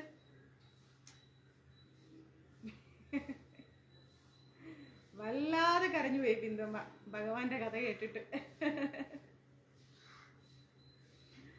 കൃഷ്ണൻ അങ്ങനെയാണ്, ആരെയും വിടൂല. അത്ര പെട്ടെന്നൊന്നും അളിയൻ നമ്മളെ വിട്ട് പോകൂല, വിടാൻ ഞങ്ങള് സമ്മതിക്കില്ല, അല്ലേ? ഒരു ദിവസം കൃഷ്ണന്റെ എല്ലാ പൂജയും കണ്ടു തൊഴാൻ ബിന്ദമ്മയ്ക്ക് സാധിക്കല്ലോ. 31-ാം തീയതി ഞാൻ കൊണ്ടുവന്നേ. ഭഗവാനെ തൊഴണം, ഭഗവാനെ തൊഴണം. അപ്പൊ ഒരു ദിവസം മുഴുവൻ ഭഗവാന്റെ എല്ലാ പൂജയും കണ്ടു തൊഴാം, ഭഗവാന്റെ പ്രസാദം കഴിക്കാം, ഭഗവാന്റെ അടുത്തിരിക്കാം, ഭഗവാന്റെ ചോറുണ്ണാം. വേറെ എന്ത് വേണം? ഗുരുവായൂരങ്ങ് നമുക്ക് അങ്ങനെ നടക്കാം, പോരെ? ഞാൻ അഴിച്ചുവിടും ബിന്ദമ്മേനെ, തിരിച്ചു വന്നാ മതി. വൈകുന്നേരം ആകുമ്പോ എല്ലാ കൂട്ടുകാരെ എല്ലാരെയും കണ്ട്, അല്ല എല്ലാരെയും കണ്ടിട്ട് വന്നേ. ആരെയും ഇനി കാണണ്ട, ഗുരുവായൂരപ്പനെ മാത്രം കണ്ടിങ്ങ് വന്നാ മതി, എനിക്ക് ആരെയും കാണണ്ട. Okay, thank you. Hare Krishna. सर्वं कृष्णार्पणमस्तु. प्रभुपाद की जय, गुरु महाराज की जय, राधा पवनपुरेशन की जय. ओम श्री मात्रे नमः. കൃഷ്ണ ഗുരുവായൂരപ്പ, ഹരേ കൃഷ്ണ. എല്ലാവർക്കും നന്മയുണ്ടാവട്ടെ. Thank you Mataji. അപ്പം നമുക്ക് അടുത്ത ക്ലാസ് വൈകിട്ടാവാം. ചിലപ്പോൾ ഞാനിന്നൊരു യാത്ര പോവും, മഴയില്ലെങ്കിൽ അന്നദാനം നടത്തും. അപ്പോൾ ഇനി വടകുറുമ്പക്കാവിലേക്ക് ആരെങ്കിലുമൊക്കെ ഉണ്ടെങ്കിൽ എന്താ പറയുക, എന്തെങ്കിലും കോൺട്രിബ്യൂഷൻ ഉണ്ടെങ്കിൽ ചെയ്യാം, നോട്ട് ചെയ്തെടുക്കാം ഇന്ന്. ഓക്കെ, ഹരേ കൃഷ്ണ. എല്ലാവരും വരിക 1-ാം തീയതി വടകുറുമ്പക്കാവിലേക്ക്. 31-ാം തീയതി ഗുരുവായൂർ വരും മാതാജി. നമുക്ക് കാണാം, ഒരുമിച്ചിരിക്കാം ഭഗവാന്റെ സന്നിധിയിൽ, ഭഗവാന്റെ സമക്ഷം. ഓക്കെ, ഹരേ കൃഷ്ണ.